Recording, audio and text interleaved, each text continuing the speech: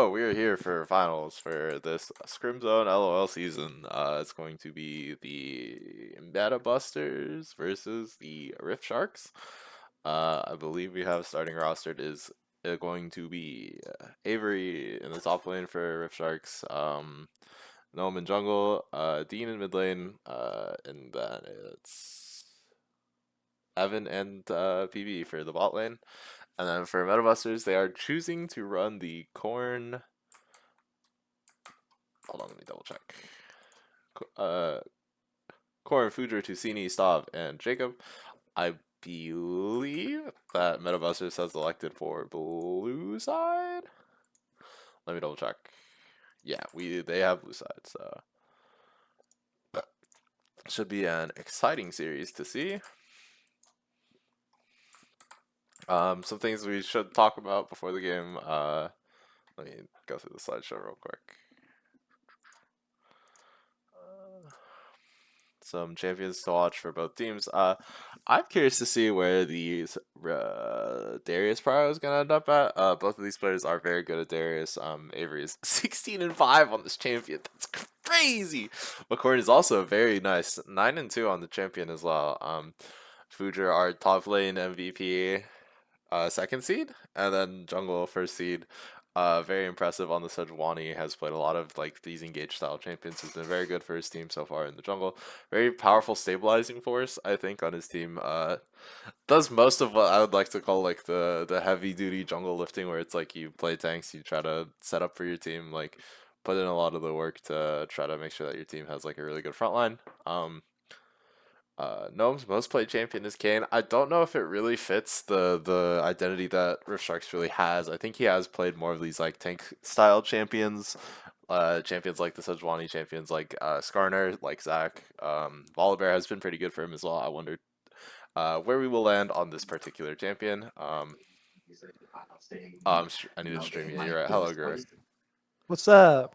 All right. Are you excited for this final? I am pretty excited. I am. It's gonna be a certified banger, I fear. I was just talking about champions to watch. I think Corn and Avery are both connoisseurs of this Darius champion in particular. I'm curious to see how the prio is gonna be on this champion. Do you have any thoughts on that? They are both pretty good at it. I'd put Avery's on an entirely different level than Corn's. No Uh-huh. disrespect. Avery's just that good at Darius. I don't think Rift Sharks can let him, or I don't think Metabusters should let Rift Sharks have that unless they have a really good counter pick in mind. What one champion I'm interested in? Well, two champions. First, Lux. Tusini Okay. played that all three games in the previous series. I Mhm. think you either have to ban it from him, or you have to have something very. You have to have a comp that's good into Lux already planned out. Mhm. I'm sure they do. You don't watch a man play Lux 3 games in a row and then just forget about it. Agreed. The other champion, I have no idea if it'll show up, but I think it might. Apparently, Corky's just really OP now, so in multiple roles, especially ADC. A So jungle. I'm No, no, kind of no. curious Hold to on. see. Hold on. Let's not slander the Corky jungle now. Okay, I'm just I'm kidding. not Go on. slandering the Corky jungle, but the ADC role is the one that I've seen be just the most oppressive so far. Yeah, I'm curious to see where the Corky Prow will end up. I think Tusini has played it before. The champion does feel really good right now. If it's able to be played in jungle, I imagine it's like the main roles are Turbo Thanos OP. So like I'm curious to see where the champion will end up. Some other champions, Stav's Twitch has always been a bit of a menace in our server, so I wanted to see what the plan is for that. Um, I can imagine he'll play Corky. The champion is not that hard, but we'll have to see. PB's Ral is like a very fearsome champion, but I don't think he's ever gotten it that much. And Jacob's Nami is 41 and 27. That's crazy, but uh, Yeah, Jacob's Nami is just a staple. Although I just think Nami's the kind of champion where a lot of people are comfortable giving it to him. yeah. Like he always is going to be a positive for his team on that champ. Hmm. But the impact of a Nami is lesser than other champs pretty often. Yeah, So yeah, usually it doesn't draw a ban. yeah. I would tend to agree. I'm curious to see where they'll end up on that. Evans Nyla is always like pretty feared. I think more so nowadays it's like the potential Hwei flex that the Rift Strikes have really utilized pretty well. Evans Hwei has been pretty nasty, and you can threaten it into the mid lane as well. So it's like a champion that is very stable for them. I'm curious to see if Metabusters have any plans for that. Do you know how the Hui Lux matchup goes by chance? This is just like a putting feelers. I want to know what you think of the matchup in particular. Um, I think Hui wins that Hmm. most most of the time. Okay. Partly because Hui's just kind of insane right now, Okay. but Lux can totally fight a Hui because she has the ability to range him. Like Yeah. she honestly outranges him a little bit, Okay. so it's very doable. Okay. Did you see the Hui nerfs? Did you have any opinions on those as well?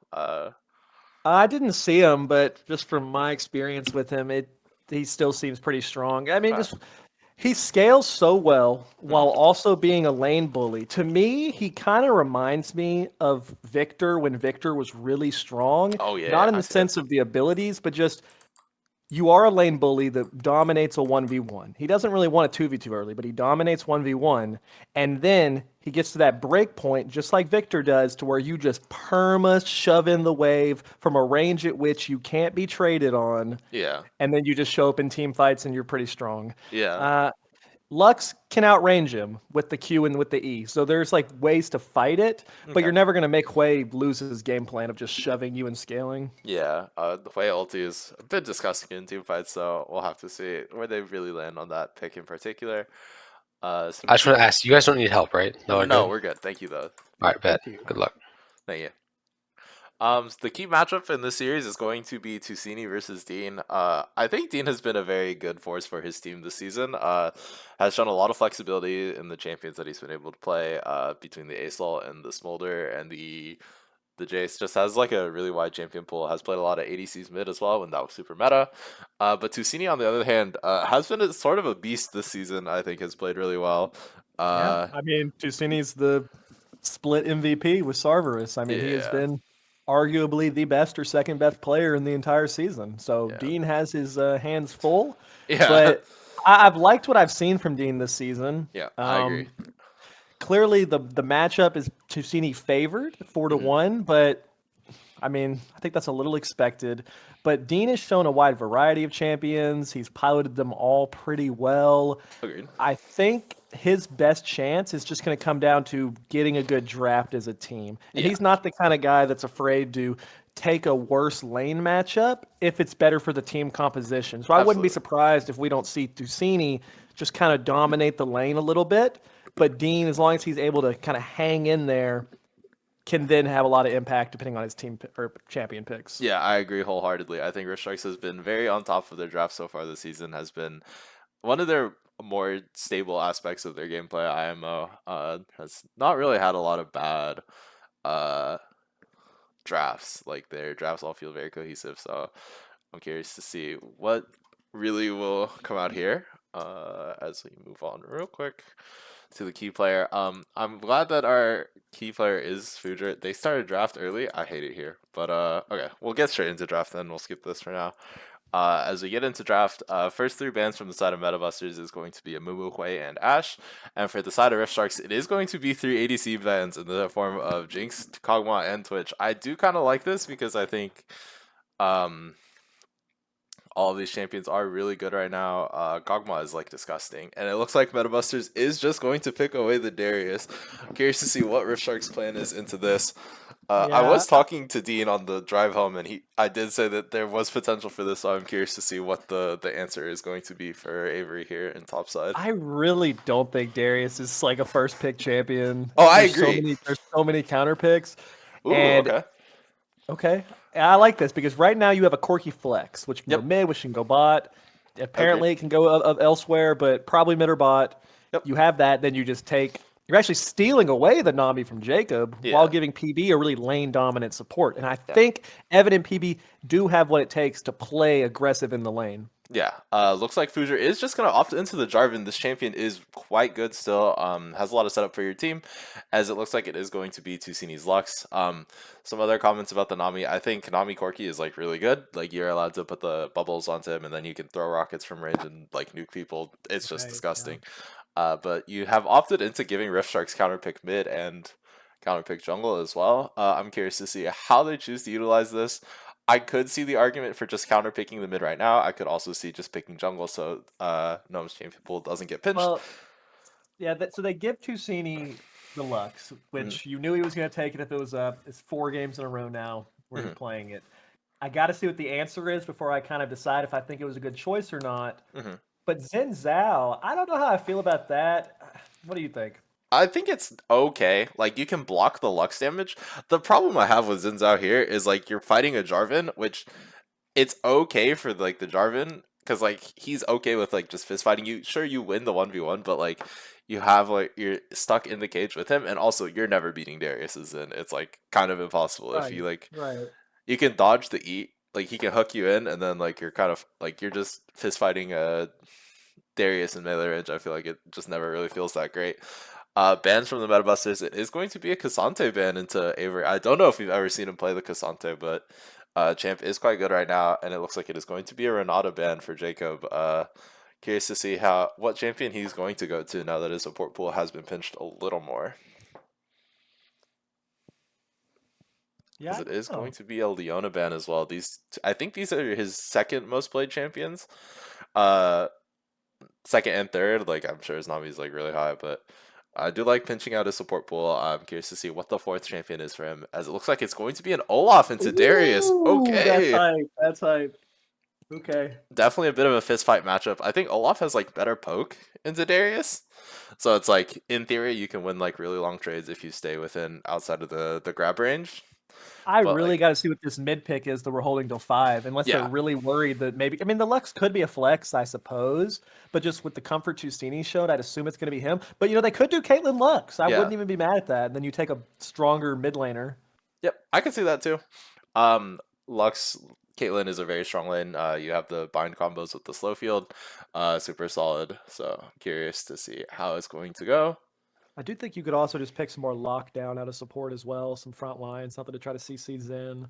Yeah, you could also just pick Galio mid. Like, that Chev is, like, so good with the draft that they've shown so far. It gives you a little more front line for your bot side. Gives them a way to play. And it looks like it is just going to be the Talia, so it is going to be Talia mid. I kind of like, I don't know. It's, like, good into Xin Zhao exactly. I'm not entirely sure how good it's good into Xin Zhao, but Olaf can just ignore Talia. That's my issue with it. Corki outranges it as well. Like, I'm not a super big fan of this Talia pick, honestly. I'm not a big fan of it as a blind pick personally anymore. Yeah. I don't think it's actually that strong, and Dean should just go for something that outranges. Oh, looks like it is going to be the Orianna. How does this matchup go in your experience?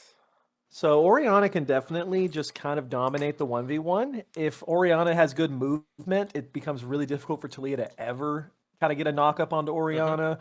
But it's a skill matchup, I would say, and it's a skill matchup that the Orianna has to play well, and even more so has to play well when you consider the fact that you're against something like a Jarvan. Yeah. I will say, I think the Xin Zhao Orianna combo is never to be underestimated. You hit the W, you hit the E, you dash in, or he slaps the ball on top of you, and you spin the ball, and then you just get, like, a 4-man knockup. Like, it is a pretty lethal combo. Same with the same concept as Olaf. Like, if you get the axe slows, you can, like, really get in there and then try to, like, have the Orianna as, like, a pseudo enchanter kind of thing where you speed up your allies and, like, get them into the fight faster.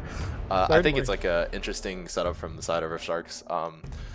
Meta Busters has, like, a very interesting draft. They really want to play for the spot side, I think, in my opinion at least. You have the Lux, you have the Caitlyn, you have Talia able to throw the wall down and get down to bot lane as soon as possible. You have Jarvan able to play for it. But also with these two types of roaming champions, you can just go top lane as well and play for the Darius. So I think it's a very interesting draft from them. Well, that's what I was going to say, was because you rightly just pointed out that when you draft something like Caitlyn Lux, you typically want to play for it. But I also think you don't want to isolate a top lane 1v1 of Olaf into Darius. I think you first pick the Darius with the thought, we want to play for it. Yeah. But then how the draft shook out, Jacob's getting pinched, they felt forced to draft the Caitlyn Lux. I think it's going to be kind of hard for Future to pick where he needs to go this game. Yeah, it's going to be a lot of decision making. I will say I do kind of like Rift Shark's draft more. It feels a little more consistent in terms of, like, the game plan that they have set out for themselves. It's a very clear-cut game plan. You want to typically play for like level 3s and Zao Spike, maybe get like a gank off, and then just try to outscale them and play for team fights with the Ori Ball. So I think it's like a little more clear cut. Meta Busters is a lot of this like execution based tempo strategies where you want to like get to like top or bot lane and try to like really snowball the side lanes. So I think it's going to be a very interesting game to watch from both sides. As let me enter Yeah, the I champions definitely real quick. agree. I think a lot of pressure this game is going to be on Evan on the Corki. Yeah. I think I got to shout that out because he's kind of outranged by the carries of the bot lane, the Caitlyn and the Lux. And so that could be difficult. So he's going to be in team fight situations where he's going to have to kind of get into a dangerous area to get close enough to do damage. Yep. But at the same time, he's going to be right on that edge because if he gets too close, then he can just get snapped on by Jarvan or the Darius. Yeah, definitely going to be a very important Corki setup for the side of Sharks. Definitely have a lot of appeal though for the Corki, I believe. Give me 1 second to end these. We don't get these best of fives very often. Like it's Yeah. maybe once a season we get a best of five. But the strategy becomes so much different when you're looking at a best of five because you just have one extra game to kind of try something out. And to me, the most important thing from this game, regardless of which team wins, is just seeing how does first pick Darius work out. Because both teams want that champion, and they're just saying we're going to slam it game one blue side. If it doesn't work, you really have to reconsider what you're going to do draft wise. Yeah. I think how this Darius shakes out is going to be super important. There's going to be a lot of emphasis on how the Darius wants to play the lane, how well it will do. It'll determine a lot of like how the future drafts are going to go if they want to give over the Darius to Rift Sharks, if they want to switch up their draft strategy. So I'm very curious. If we want to look at some of the stats for this season on the champions, let me look for it real quick. I think you had him right there. Oh, Was it? Hold on. thought for a second. Fast performance. You looking for the player records? I'm seeing. I'm looking for the champion matchups. Okay, so previously, I don't think we've ever seen the Olaf and Darius in our server, but Wow. How have that's we never impressive. seen any of those topside matchups? Yeah, that's crazy. Corki Caitlyn has been played once, but apparently the Corki got slaughtered, which kind of makes sense. I'm pretty sure Caitlyn out ranges in lane, I should say, and this common bot lane setup. I feel like Lux is just easier to execute in our server, so it makes sense that Lux is like the negative win rate. As we have loaded into game, let me get it. Switch over to that real quick. Yeah, I think a lot of pressure also has to be on Dean because he should be winning this 1v1, and if he's not, it will allow Tusini to open the map and start roaming. He needs to have Tusini dominated in lane to the point where he's not able to roam around with the Talia. Yep. And if he can do that, then it becomes a lot harder for them to make any plays off of the pressure they'll naturally get with Caitlyn Lux. Yeah, I think a lot of pressure is on Dean here in this draft. He is sort of like the crux of this draft. You're really trying to center around the Orianna combo. It's like super integral to like most of the how you want to play the game. So Well, I mean, he's solo AP. I mean, he absolutely. is the AP damage. So if he is not doing well, it could become really difficult to kill a Darius Absolutely. or a Jarvan if they itemize a lot of armor. Yeah, I don't think there's anything too crazy to talk about in runes from either side. Pretty standard stuff. Ghost on Avery and Fujer, or not Fujer, Corrin. So definitely playing more for lane. Not really. Neither team will have topside TP. So they're both sort of on this 1v1 island. It's going to be really a battle of who gets first blood, who gets ahead first. So Rune setups are standard. From what I've seen and what I've played with Corki ADC, which has been a couple games, I think you can get away with Conqueror as well, can do a lot of damage, but I see the Hail of Blades hard trading with the Nami being pretty powerful. That makes a lot of sense. Champion's laning phase is kind of disgusting right now, if I'm right.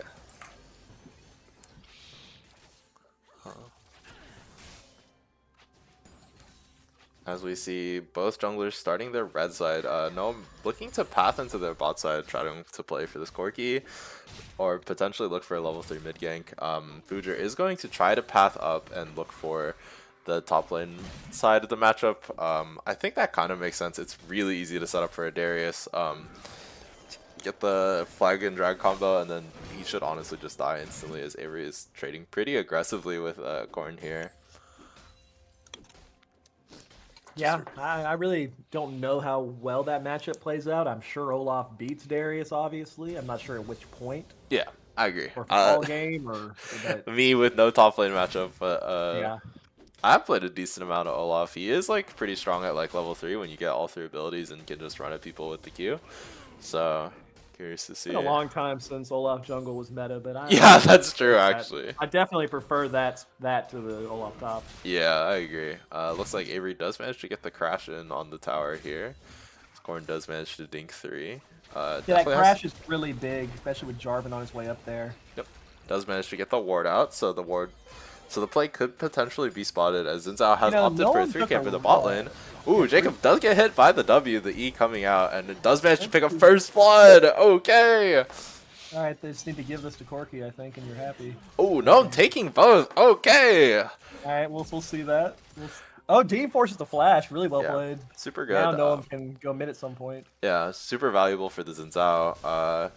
Definitely a very strong pick here. I think it's okay to put early kills onto the Xin Zhao. Getting this champion really accelerated with the Ori in your back pocket is super good. The clear that he did was pretty good as well, doing the 3 camp into bot lane, knowing that the Lux Caitlyn is going to try to force this wave in. You do get to pick them up on the back end of this play, so I really like this pathing from Gnome. I think it's very smart.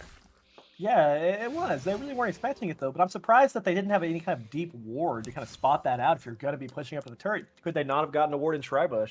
Yeah, I think so. But I think they just forgot to do that, and I think that was a really solid punish on Gnome's part. Fujer does manage to get the 6 clear into top side. Avery's just winning in this wave. Yeah, looks like he is going to burn the flash of Corn, and it looks like First Sharks has picked up another kill here. Super well played. Both sums used from Avery as well, so it's pretty low though. The flash EQ should come out, and Fujer does manage to pick one up on the back end of that play, but he is slightly ahead of Xin in terms of like CS, because the Xin didn't manage to grab the Krugs before he went down into bot side, but I don't think you care if you're Xin Zhao. You're 2 kills up, so. Yeah, he's quite a bit ahead in farm, but Yeah. Ballin is getting out-traded by the Galen Lux. Not super surprising, as Dean is dicking Tusini in these trades. Definitely has a lot of lane power. Running mid right now. Yeah, he is out of meta though, so. Yeah, probably just cancels Dean's back. Yep. Jarvan is on the base here. Isn't like a pretty good spot. Yeah, I believe Gnome just hit level 4. Yeah. Definitely has the level. Kinda needs to catch up in experience right now. Yeah. Could potentially be a topside play here, as Avery might just pick up another kill. The Darius is just losing the 1v1. And that's the concern, you know. Yes, both top laners, that's their premier pick, but I don't think it's that blindable. Yeah. When you're playing against another player who knows the champion that well. Yeah, I agree. It is very interesting. I wonder how this might change the future. That damage. Yeah, the Corgi damage is coming out super strong here, as it looks like. Stop does trade back super well. It does drop him super low, but there is a potential play here, as both junglers are down here. Future does have the read on this play as well, so we'll have to see how this goes for them. Both junglers are trying to path into the bush. Gnome has been spotted here. I think they're getting baited here kind of They're getting baited. Oh my gosh, the bind coming out from Jacob. Fuji just walks out of the bush with the W and does manage to pick up the kill. Fuji still has combo, by the way, and does manage to kill PB here as well. Well played for the Meta Busters. Yeah, that's pretty bad for the side of Rift Sharks there. Yeah, Gnome's tempo is completely fucked, by the way. He got the 2 kills. Fuji is going to cancel Evan's back here. Evan might He's locked on the tower. Yeah, Tusini's here. He's dead. They can this is just a dive. Using the ulti to cancel the base while his bot lane pushes him in. He's just dead. Okay. Well played from the Meta Busters here. Yeah, I don't know. They're just kind of feeling themselves. Gnome was probably calling because he did feel strong there, but you really think that they're just leaving one champion alone there, 3v1 against you guys? They probably should have had the read that they're around. Yeah, definitely a bit of a misplay on the side of Rift Sharks, but good play from Meta Busters calling the bluff. Corn is rotating over, but has no prior here. Definitely have to give these grubs. Your ball lane is going to get the first dragon of the game, though, so I think this is a fair trade. Corn still hanging out here, but I don't think there's a play. But you see the consequences of not doing like your full clears as your jungler. Yes, you got the 2 kills, but Fujer is still like monstrously ahead of you in terms of CS, and does manage to pick up your bot side camps as well. So he's still going to have like a lot of CS up. So it kind of mitigates the 2 kill advantage here. So curious to see how they both use this play or this tempo. I'd really like to see Noam try to get a play off mid. I mean, Tusini lost his flash 5 minutes ago, and it's almost back up. Yeah. With Ooh, no play Tusini towards him. He's just been playing this pushed bait up. really well as well, but Gnome does get out. One thing I think Dean needs to get, which depending on his itemization, he might not, or his runes, you need to get boots pretty fast on Orianna, in my opinion, especially when you're against like another mage. Another dive potentially.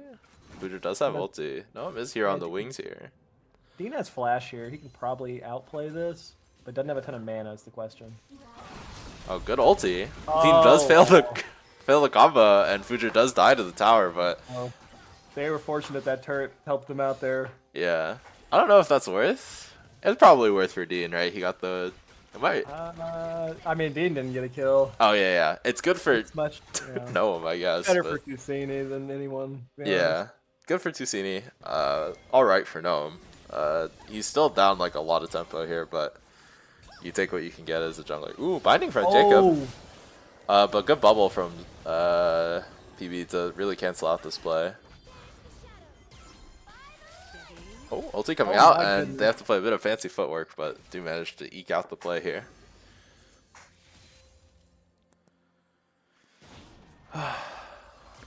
As we see Noam finally doing his top side, Fujer is going to try to look for another bot side play here. Really try to leverage his advantage here, clearing out the ward. Knows that they are pretty low. Might go for a dive here. Oh, and good combo from Evan to pick up 1, but this is probably just a double kill for the side of Meta Busters. Stop! Oh! It's so ugly, but it does have to burn the barrier, but it works, I guess. Very good play for the side of Meta Busters. As Dean does rotate down here, but I don't know what he's getting. The wave? He might just be dead anyway. Bro? Interesting roam from Dean, but oh no. As Meta Busters is able to pick him up here. Well played from them. Definitely abusing the spot lane a little bit. Definitely kind of surprising from the side of because I think many would consider the Rift Sharks bot lane to probably be the strongest bot lane in the server on the season. They've been playing really well. I think they're using this Caitlyn pick really well. Stav has been gassing up this Caitlyn pick a lot. The lethality build that she has right now is really strong. You go this plus the Collector plus Hubris, I think, and you just spike super hard, and it feels really good. Yeah, and this is after you've invested 3 bans into Stav. Like, your first 3 bans were ADCs. Yeah. It's always a bad feeling when you do that, and then they pick a 4th champion and beat you anyway. Yeah. And it's just like, well, why did we even ban those other ones? But as it looks like there might be a 3-man play here on the top side. You definitely want this play to go well if you're Rift Sharks. Ghost coming out from Corn here. The E is burned from Noam, but Flash is coming out. You're under tower. The ulti comes out and does manage to pick him up, but Noam is going to go down as well. 1 for 1, and you burned like 3 ultimates and your Ghost? I don't think that's worth. Only burned 2 ultimates, but still a lot invested into that play, and I don't know if you're going to get much more out of it. Yeah, I'm disappointed in how Rift Sharks have been playing this early game. You've had Avery just like dominating his 1v1, and we're not really using his pressure for anything because we've just fought bot after bot fight after bot fight. Dean has run bot multiple times. That's the first time we've seen anyone go top. Yeah, looks like Evan does take a decent chunk out of them, but they trade right back. The damage from this Lux Caitlyn bot lane is so disgusting, by the way.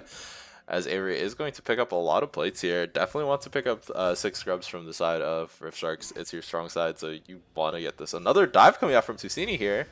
TP coming out from Dean trying to cover this dive. Big. Oh, good bubble by PB. Does manage to pick him up, and that's a well-played counter dive from the side of Rift Sharks. Good match on that play. Stav is here. Oh, good combo from Jacob. And, oh, the damage is so disgusting. They're all so low. Yeah, Fujer is here as well. The Jarvan here to clean house. Evan, you're solo, and they do get another kill onto the Caitlyn. He's kind of him, bro. I don't know why we're pinging the Jarvan. Like, the bot lane didn't set up that entire play for him, and he just walked bot and clicked on their heads. Like, Oh, and He's losing Fujer 1v1. or Corn winning the 1v1. Now that's a fog right there. It's getting pretty ugly pretty Yeah. quickly. Definitely the And I game think, is getting out of yeah. Sharks' hands here a little bit. And both these comps want to do the exact same thing, which is snowball. Like they have a little bit of scaling, a little bit of early, a lot of mid game. Yeah. And Meta Buster is off to a really strong start. I don't know if this is what you want from them. Obviously, you would like grubs on Caitlyn, but I don't think it really matters. Ooh, Shockwave coming out from Dean. Potential play onto Tusini here. Noam is here. They did burn the combo, so Noam should be able to get on top of them. Jacob is here. Does manage to dodge. Ooh, good bubble fry PV. The W misses, but does manage to pick him up. Good ulti to cancel the Caitlyn R. Could potentially pick up Jacob here, as Fujer is here as well. The EQ combo could come out here. No, I'm dashing onto Stav here, but the bubble coming out does stun up Fuji. The combo comes out, and they pick up 2 here. But Here comes Corky. Evan is here as well. Does drop the entire... You take away his Nami, and then you double ban him in second phase. They're saying you don't have anything left, and he's just really popping off on this Lux. Yeah. Hold on. Did the Twitch go down? The Twitch did go down. That's crazy. Do I need to restart OBS? Oh no, we're good. We're back. Alright. As it looks like another kill going on to Corn. The top side from Metabusters is really coming alive in the back half of this game. Managing to use the Caitlyn pressure that they have to just dismantle Rishark's top side. Combo coming out, and just the range on this Caitlyn Lux bot lane is so disgusting, by the way. This shit's so gross. As it looks like the Rift Herald is picked up from the side of Metabusters as well. Just really going to try to open up the map. But they already got bot tower with the Lux Caitlyn. And it looks like they're just rotating mid, going to try to pick up them as well. No, is going to look onto Jacob here. The W does hit, but he just gets bounced around by the Talia flick. And it looks like another... I mean, yeah, we're ulting after all the damage has already come through. Yeah, so... I'd like an initial ulti if we're going to go over the wall right there. Yeah. Definitely a bit of a delay a on the different. ulti, but Metabusters is going to use this Rift Herald to try to break mid tower here. Avery is here on the play potentially. Avery has Flash Ghost, you can go big here. Yep. Hits the first Q, does dodge both the bindings. The tower does go down. Fujer hits the combo onto Dean, and it looks like he's just going to get popped. Avery is onto the backline. The Ghost and the Flash has been burned. Stav has been walked at. Does manage to pick him up, and Rift Sharks is going to come up here. Doing it. Okay, but Corn is here on the Darius. Does manage to disengage this play. No, dashing in and just gives the Darius the free reset here. Does have to burn the flash. He's lucky Darius didn't R him. I'm pretty sure that would have given him the passive, and he could have just chained that maybe. I don't know.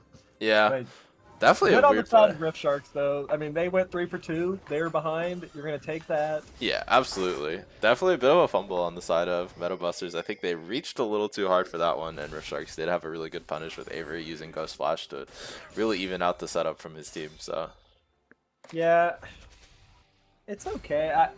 Dean's kind of getting bodied right now. Yeah. Blink and it's 05. I didn't even notice that till right now. I don't like the boots purchased at all. I think those boots are awful, personally. I think you either want Merc Treads or you want Stork Shoes, one of the two. Probably bottom just because of the cheapest option, and he's kind of starved for gold.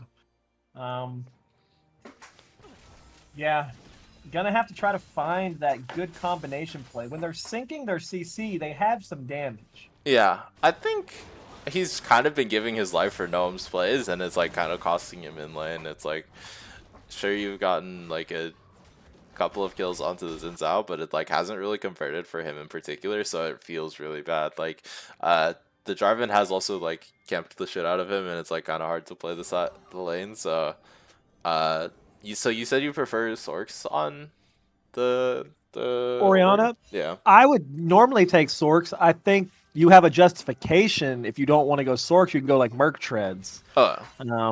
But I think those are the only two you should really be building most of the time. Gotcha. They've just nerfed the cooldown boots so much. Yeah, definitely worse on mages. So Avery could potentially be caught here. Fujer does have the read, does have to burn the ulti. The flag and drag is going to come out here. The ulti from the Nami coming out.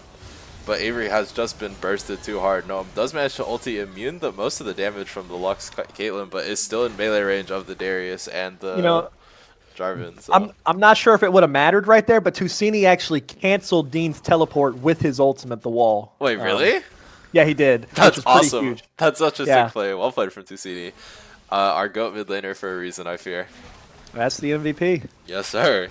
As a good flick, it does manage to trade onto Dean pretty well here, as MetaBusters is going to get the third Dragon Gate. The ulti coming out from Dean could be a potential solo kill. The Q coming out and does manage to pick it up. Well played from Dean. Well played by Dean. Get something back. Yeah. Get himself into the game a little bit after being in such a deficit. Very hard to play out here for him. Yeah, I also think Tusini's build is actually really weird. I've not seen very many people do. No, not at all. I think there's one champion in the game that I would build that on, and it's Way. I agree. Everyone else, I don't think so. You should not touch this item with a 10-foot full IMO. This shit's so garbage unless your name is exactly Way IMO. Normally, I would either build Talia like full one-shot burst with a Luden, Storm Surge, that kind of itemization, or I would go for the Seraph's tier item into the Leandries. Yeah. I think those are probably your two best options. Yeah, I think the Seraph's version is really good into like dive comps, right? Where you're like constantly under threat of like the engage. You just want to get DPS out and try to like play for longer fights. If I'm mistaken, like you're into like tanks. No, certainly. That's why you usually combo it with the Leandries. Yep, that makes a lot of sense. And then for the Luden's build, you kind of want to go like just try to one-shot them. I think both builds could have been good here, but it's fine if you're going wave clear or as a crutch against Olaf. The Blackfire Torch? I'm just not. Yeah, I don't think she needs help wave clearing personally, but Yeah. the Blackfire Torch to me, it's not even like they have a bunch of health tanks. I guess Olaf. You know, if they had like a bunch of champions who were all stacking health, I could maybe see it. But I mean, it's working right now. He's getting meaningful damage, and as long as you're hitting those flicks, those W stuns, which he has been landing onto key targets, it really doesn't matter what you build. Corn is gonna potentially look for the 1v2 here. His team is hovering, so this is like the world's fakest 1v2. But like, definitely fishing for Avery here, trying to get Prio onto this Baron. This Baron is basically their ticket to ending the game.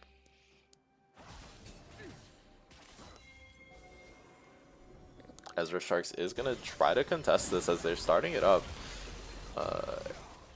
Corn is just going to keep pushing topside, try to spot them out with these long-range wards. I don't know if they have the read onto it. Zinzao does want to pick up the red buff. But it could be too late as they just finish it. Gone. And they go over the wall, the flash coming out from the Corki. Yeah, this game might be a little over off that Baron take as well. Fujer just goes over the wall and follows the Corki. Good ulti from Dean to potentially disengage, but the ulti comes out from Jacob just to chunk him out. As it looks like. Yeah, that's disappointing. You really don't want to give over a Baron without fighting. I think Rift Sharks is playing the kind of a team comp where their ideal thing was to just take a 5v5 at the Baron, and if it goes bad, it goes bad. But yeah, now that you've lost it, you've kind of just lost. Yeah, they might have been potentially over-engaged from the side of MetaBusters under this tower. They managed to pick up Dean and the Corki, but don't know how much more you get off that. No, does manage to isolate Corn here potentially. It does burn his flash, but I don't know how much more you get as the tower is still going to go down. Look at this DPS, by the way. Oh, goodness. Noam does manage to go down. The Corki damage is here, though. Oh, but he gets immediately bound and killed by the damage from the side of MetaBusters. Yeah. Kind of just... Looks like they just managed to take the middle inhib.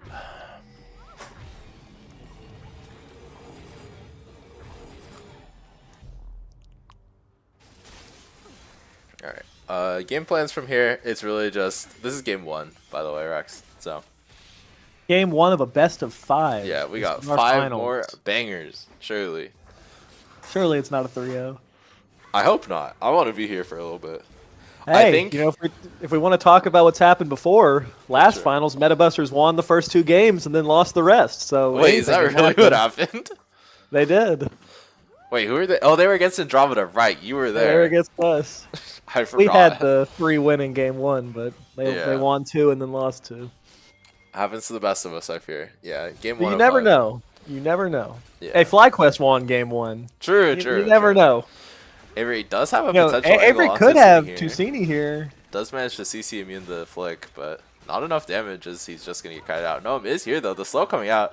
The W misses, but the E comes out from Noam, and the kill is going to be picked up here. Good play from the side of Rift Sharks here. Does manage to get 1-for-1. Corn is going to be topside trying to break this top tower with the Baron. But if you're Rift Sharks, you're saying we take those because there's not much else you can really get, honestly. But as Dragon is going to be coming up for the side of Meta Busters, this is potential soul angle for them as well. As Gnome is dashing onto Fuji here. Knockup does manage to come out. The ulti comes out from PB. Does manage to tag Jacob with it. But I don't know if you really have the damage and want to fight this. The ulti coming out. Avery does manage to block it. Dane is TP and gets cancelled by Korn, but Korn is taking the entire tower. This may not be worth as he might trade his life for it, but does manage to live on a sliver of HP. As Avery does just get picked up by the Stav. Stav is just unkillable in these fights, by the way. He's so strong. He didn't go for the lethality build, just went straight crit and is deleting people, by the way. Flash coming out to kite out Noam. And then flag combo comes out and just saves his life, bro. Screaming to CD to just ult. So true. Doesn't need it, got a lot of wind becomes nothing this game. I mean, it's not hitting. But I don't know. I think they probably walk it down here. Yeah, this should be the end of game 1, I believe. Super well played from the side of Meta Busters, though. Utilizing really this Caitlyn pick very well. Yeah. Don't think you have to change much. You took what they gave you. I liked the flex of the Lux. Yep. And then, yeah, you just dominate with Caitlyn. Yeah. Definitely Plus, the Hoosier just was everywhere on Jarvan. Yeah. Hoosier's Jarvan is still cracked, I fear. Avery is doing his best to try to get the game, sell the game. But doesn't look like they can end, actually, so might just be a fallback to the Dragon. But they're all super low. This could be a really risky play to go for the Dragon here. Yeah, they might be able to chase down, but unlikely. Maybe if no one can land a W. A good binding from Jacob just to really stall it out here. Gnome is still going to go fishing a little bit. Could be a potential pick. Or Fuji does get hit by the W. They're all so low, by the way. This is so risky. Corn does pull him. Does get the Q heal off. Gnome is going to be dashing onto the backline. The ulti does manage to block out the Caitlyn damage, but the Darius is just on the backline, has gotten the 5 stacks, and it looks like it might just be wraps. Fuji does manage to pick him up. Corn is just ghosting on top of the support here, and it looks like PB is just going to die. The execute coming out. And Tusini is going to just... And I think this is kind of predictable. Not necessarily that they won this hard, but whichever comp got an advantage in this game was going to kind of just be able to snowball. It could have went the other way. You know, you had some angles. Olaf started off the game really well. Noam was either 2-0, 3-0, started off the game really well. Yeah. But then just multiple plays bot side that just went so poorly. Fuchsia did such a good job of diving the bot lane, setting his bot lane up. And just, I mean, that's what you have to do when you pick Caitlyn Lux. Yeah, definitely utilizing this Caitlyn Lux pick super well. Dominated the bot side and just really unlocked the map for Fudu to really play well. I'm going to give MVP to Stav, by the way, for this game. Or is it till after game? Yeah. But well, you can do it now. Yeah, I would agree with Stav there. I think we can just give them that one and start talking about next draft that's going to be starting in 4 minutes. So Rift Sharks opted to stay on red side. They had side selection. And I want to talk briefly about their draft plan because to me, they banned 3 ADCs in first rotation, and they all had something in common. You banned Kog'Maw, you banned Twitch, and you banned Jinx. Those are all champions that are high range, high scaling, really good late game champions. If you're going to ban out all these super good late game team fighters, why aren't we picking scaling to go late and say you don't have anything? You know, if you're just going to pick a really aggressive early game comp, leave up one of those scaling picks because that's what you can beat. You don't want to pick your early game aggressive, but force him to a Caitlyn because that's just going to match you. Yeah, I would tend to agree. I'm not sure what the adaptation is. I could see, like, not really trying to prio Stav. Like, I feel like he has just enough champions that, like, wasting all these bans on him doesn't feel really great, especially if he still has a champion like the Caitlyn, right? Yeah, you're in a bit of a draft pickle here, though, because you don't... I don't know if you really want to give Corn Darius. Like, I know it didn't really work out for him in lane, but he still was, like, super useful. Knew his ranges on the champion. Yeah, credit to him. He did play well on the Darius after a little bit of a rough start. But I think that's a failure on the side of Rift Sharks. You got an advantage on Olaf. They could have pushed that further and actually shut the Darius down, but they let him hang around. and then he was able to start having value. Another thing I want to bring up, I don't like stealing the Nami for PB. PB can play any support. He is one of the best support players in the entire server. Please don't put your best player on Nami. Please. Why are we giving your best player, arguably one of the lowest impact champs, when he's going against a support player who is been putting up great performances, but you would think he's pretty favored?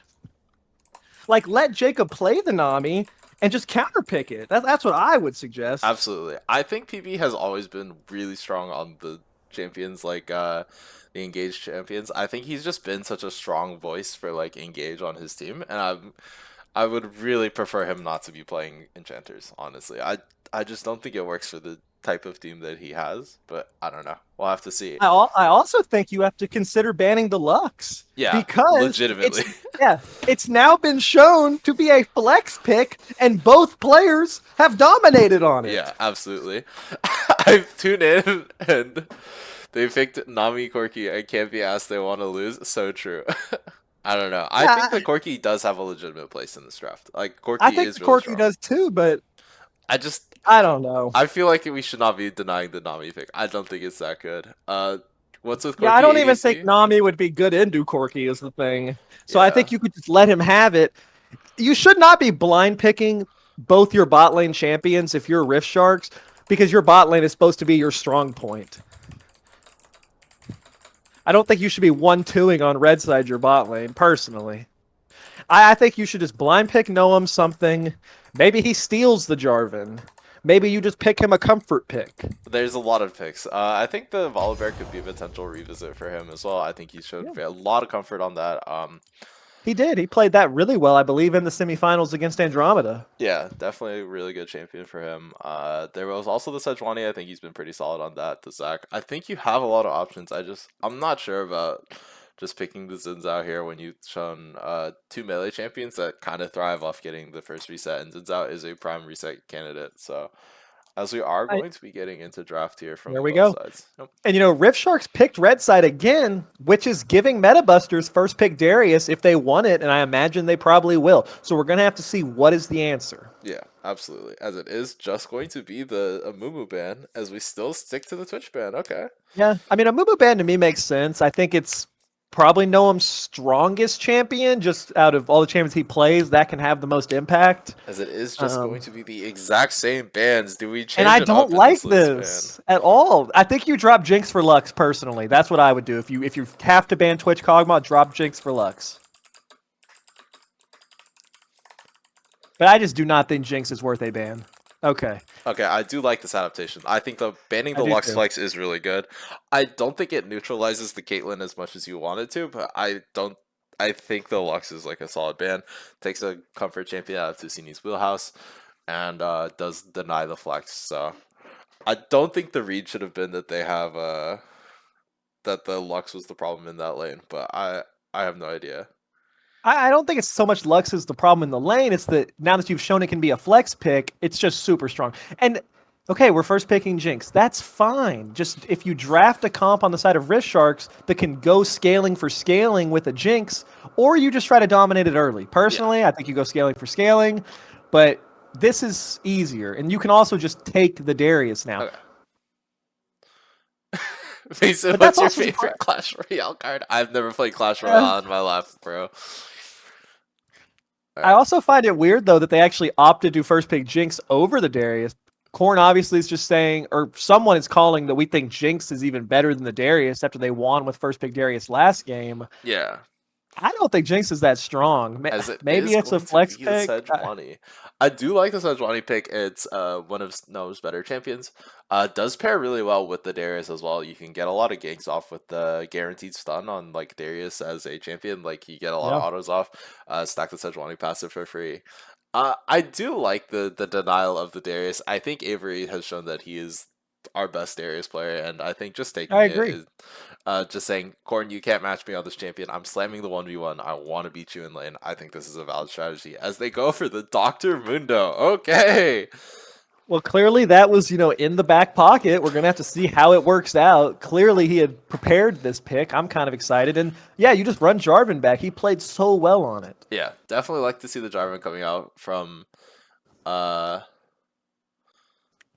if Sharks gets Leona here, it's Exodia. I can see that. I think Jarvan or Leona does pair really well with the Sejuani. It's another melee champion that can really fast stack up the Sejuani stuns, and you just have like a really aggressive, really strong red side trying to play for engage as much as possible.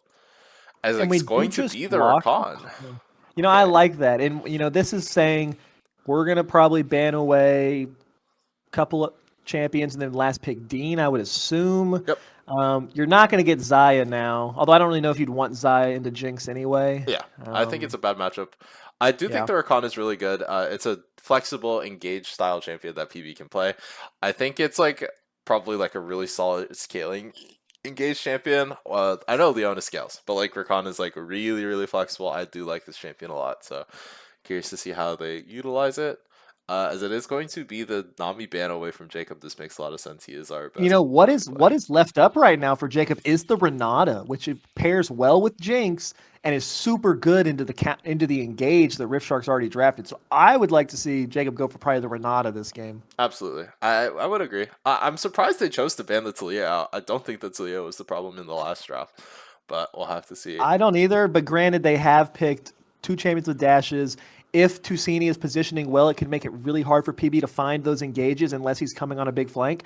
Ooh, And it's going to be the Veigar. We're saving Veigar. ADC pick for last. Oh no, this is well, Veigar it Flex. could be a flex. It could be a Veigar flex. Flex. Yeah. Veigar Flex. Yeah. I forgot. We'll have to see Yeah. what it's going to be. I like its value as a flex pick. I don't love it at the Jarvan. Yeah, it's really hard to play into Jarvan. I feel like the Jinx also is like good into Veigar. Like I don't know, you get baby cage and you just run around in the cage and auto for free. It is going to be Jacob's Renata. I do like this pick for him. I It think that's really turns on the rest yeah. of your draft. Like you slap the W onto the Jarvan who's in the cage, you slap it onto Jinx, she just goes bananas. Like I like this champion Yeah, a it's lot a very here. comfortable pick. And for mid lane here is Tusini. I think you probably just draft a control mage. I mean, you kind of have a lot of options here. You can really draft anything with this comp. Syndra, Hongshu, me. It's like really good here, no? Like you could also take I do think Syndra is decent here. It's hard to pilot into Sejuani and Rakan, but I think Ahri here is very, very good. Ahri is super like Ahri here a flexible, lot. able to dodge out a lot of the CC coming out from the side of Rift Sharks. Can play for these pick styles with the Jarvan, pairs pretty well with it. Wait, Rex, since you're here, how does the Darius into Mundo matchup go, by the way? Ahri loses hard to Veigar if that Dean is real.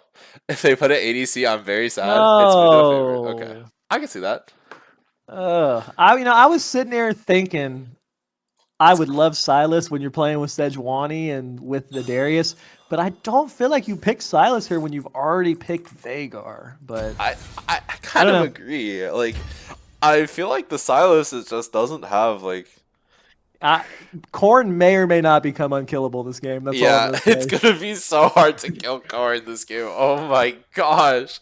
Darius has to just dominate the Mundo, or he's gonna be unkillable. This is going to be.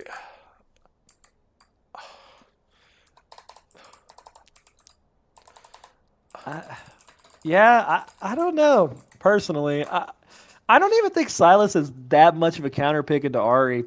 Yeah, in my opinion, like it's a skill matchup, but if the Ahri plays it well, it just becomes so difficult for Silas to do anything. And then I don't like Silas into Jinx. I don't like it into Dr. Mundo. You don't even really have like an S tier ultimate to me here. Like there's some games where I think you can pick Silas regardless because if they have something like a Malphite or a Mumu or a Gnar, just one of these champions that has like a game-winning ult, you can always find the play. What's his best ultimate here? Renata ult? Mundo? Ahri ult? No, it's not Mundo ult. I mean, the Mundo ult is funny, but like... They're all kind of shit if you want my honest opinion. Yeah, like Jarvan ult, I guess? Like, it's kind of ugly, is it not? Like, I don't know. Like, I'm not a really big fan of this pick, but I think it pairs really well with the Sejuani. I think it might make up for it. Yeah, that's one of my favorite combinations all time playing Silas is with Sejuani. Yeah. So you need to run this early game. And, one thing we didn't mention yet, we talked last game how PB is a really good roamer. He cannot roam very well on the Nami, but now that he's on the Rakan, you can leave a champion like Veigar bot lane alone to farm, to scale, and then maybe you can move PB around the map with Noam, help Dean and Avery get leads, and I think that's how you kind of have to do this. Yeah, I would agree. I think the last draft that MetaBusters ran was all about the last draft was all about bot lane winning for the side of MetaBusters, and this game, MetaBusters don't really have that. Like, you just need to really hard win for for hard win bot to really snowball the game. So I'm curious to see how they choose to adapt, being able to just play for scaling, if they can really shut down like the win cons on the side of Ref Sharks and just play to scale, play to hit power spikes and stuff like that. So. Yeah. You know, one thing I don't love though is you gave him Jinx, which is fine. I discussed that. I think it's fine. However, you picked to go match scaling with the Veigar, which is fine, but I think there's concern that Jinx could kind of, you know, win this lane similar to how the Caitlyn did, from having a range advantage, from having the enchanter, the ranged enchanter of Renata. Yeah. And then if you're not covering on dives, Veigar's easier to dive than the Corki was last game. Yeah, like, at least Corki has mobility. Like, they really need to cover for Evan. Yep. You know, you can leave him if it's safe to leave him, but you cannot have a repeat of last game where your bot lane is just getting dove multiple times. Yeah, definitely. Like, you do have to watch out for the Jarvan here. If we want to talk about previous performances real quick, Noam is 7-4 on the Sejuani. That's crazy. Like, That's we huge. have so That's much huge. comfort from the side of Rift Sharks. They have the Darius, they have the Sejuani, they have the Sylas. They're all super comfortable on these champions. Dean is actually 7-1 on the Sylas, which I was not aware of that. I was not familiar with his game, I feel. And I'm surprised that Tusini is only 2-4 on the Ahri, because I personally consider him to be a very good Ahri. Yeah, I think we'll have to see if he can really flip around this narrative. Stav is 6-1 on the Jinx, by the way. This is so gross looking. Like, Fujir is only 2-2 on the Jarvan, but look at this KDA, man. This boy is a freak on the Jarvan. We love to see it. Yeah, and Stav, like you just said, kind of a monster on the Jinx. I mean, clearly they were banning it out of respect game one, but you just can't justify triple banning an ADC. If he's that good, then he deserves to win the season. I mean, you got to be able to beat him on one of those picks, and they've chosen to try the Jinx. Yeah, definitely very excited to see how this game will shake out for them. As we hold on, let me see. Overall season records, I don't care. Yeah, but definitely have to wait a little bit for the game to get in. As we, I'll just switch to this. I really need to get some water. I'll be right back. Holy Christ! Go ahead.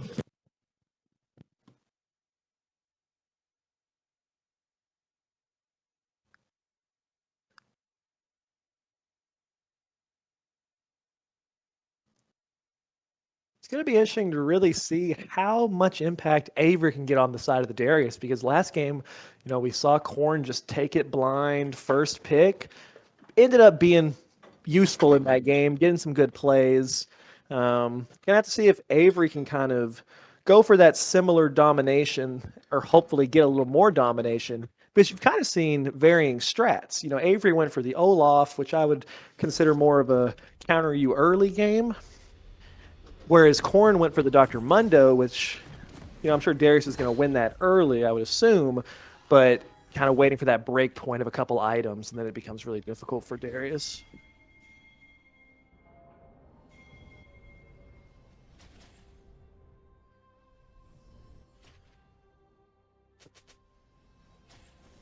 Welcome to Summoner's Rift.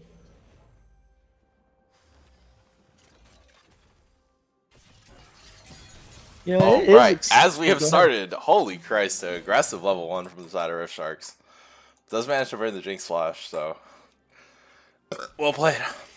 That's very big, and now if you can actually punish that, because that's the problem. I think we see teams in Scrim Zone get advantages often. Like, you find a flash in a 1v1, or you find a flash in an invade, but we don't always see them actually punish. Because if you don't follow up, it really doesn't mean anything. Yeah, agreed.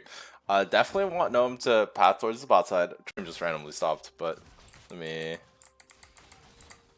can't believe you don't play Clash Royale. SMH, bro. Sorry, bro.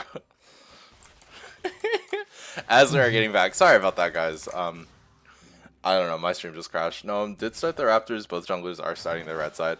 Fuder is just pathing top once again, trying to secure the lead for the side of the Metabusters top laner. So Noam is looking for more of a full clear top side.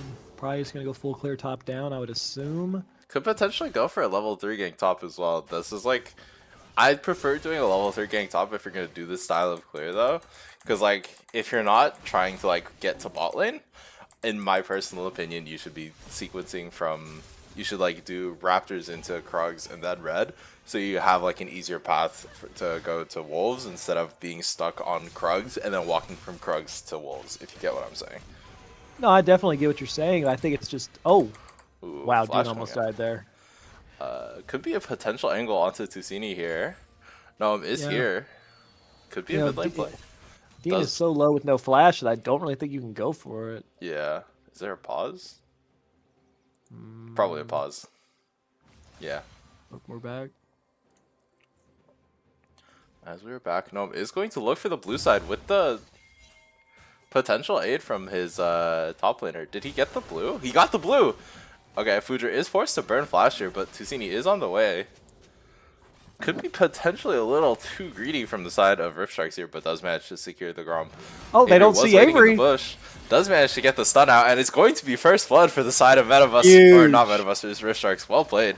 Really utilizing the pressure that Darius has over the Yeah. I mean, Yeah, you want to from give the first blood to Darius. a champion like the Darius in this Yeah. draft. We talked about how he needs to snowball and just kind of just hid in a bush, and Tusini didn't really respect it. Just kind Yeah. of walked up to him. Absolutely, Which is- really well which played is from Rift huge. Sharks. I think Gnome also won the Spite fight and got blue, if I'm not mistaken. So super good I believe advantage so. for the side of Rift Sharks. A little unfortunate, but That also allowed Dean to crash, and actually he's looking to see if he can get a roam timer bot, which Jinx has no flash here. It's Yeah. potentially doable. good flash burn from the splash. side of Rift Sharks. So Again, Sejuani just needs to go bot, because if Veigar puts the cage around to either character at the moment, they're dead. and he Although is in fact doing that. Future is here. Could be a potential match. Jinx still has the barrier, but they don't Does- know. does They Avery don't know. win No this? vision. This is free. Hey. Korn gets solo killed, but yeah, Sava is going to get punished here, and kill going over to Gnome. Another stun coming out. This could be kill onto Jacob, but they don't have enough damage, and Fudra is here. The EQ coming out from the Jarvan. Fudra is going to get stunned. W coming out from PB. W comes out from the Veigar here, but I just don't think they have enough damage. But I think that's a really good punish. Stav misses this fat fucking wave, so Yeah, that's a really good play on the side of Rift Sharks. That's what we were talking about. You have to find those punishes, and they managed to do so. And now, Stav's flash is coming back up, but Jacobs is still going to be down for another while, so I think you just kind of send it again. Yeah, Although he's- the death top side is concerning to me. You might have to go give Avery some more help if he's already Yeah. losing 1v1. yeah. Mundo better get Tavi. Well, the building towards Heartsteel, so get owned, I think. The good thing about this, though, for Sejuani is all of your bot side camps are still up, so you have something to do while you wait for the bot lane play to come back up. PB is potentially roaming here. Could be a 4-man collapse onto Tusini here. Let's see how it goes. He still has flash, so I don't think he's in too much danger. Everyone is showing good Q. The flash Ooh. is matched from Tusini, though, and I think you definitely take it from the side of Rift Sharks. Mid laner flash for jungle flash is always worth. Yeah, getting that flash out is big, and you want to see them keep playing for these topside objectives. The grubs are going to be coming up shortly. Yep. You need to be just leveraging your topside advantage right now while Darius is at such a strong point of the game over their topside. As Jacob is roaming up here, though. And PB Dean is walking still back hasn't well. bought. Yep. Dean needs to get a reset off, or you're just not going to even be on timer to fight these grubs, though, which is kind of disappointing to me. Yeah, and it looks like I don't think they have a contest on these grubs. Mundo has just way too much prior. Jacob is up here as well, and they're just gonna give away the grubs here. Yeah, that's But- kind of illegal to me that the side of Metabusters can get grubs in this situation, but Rift Sharks just didn't really sequence their back timings. Yeah, looks like they are gonna get the grubs for free and no return objective on the side of Rift Sharks. they sort of just get away with a bit of highway robbery here for the side of Meta Busters.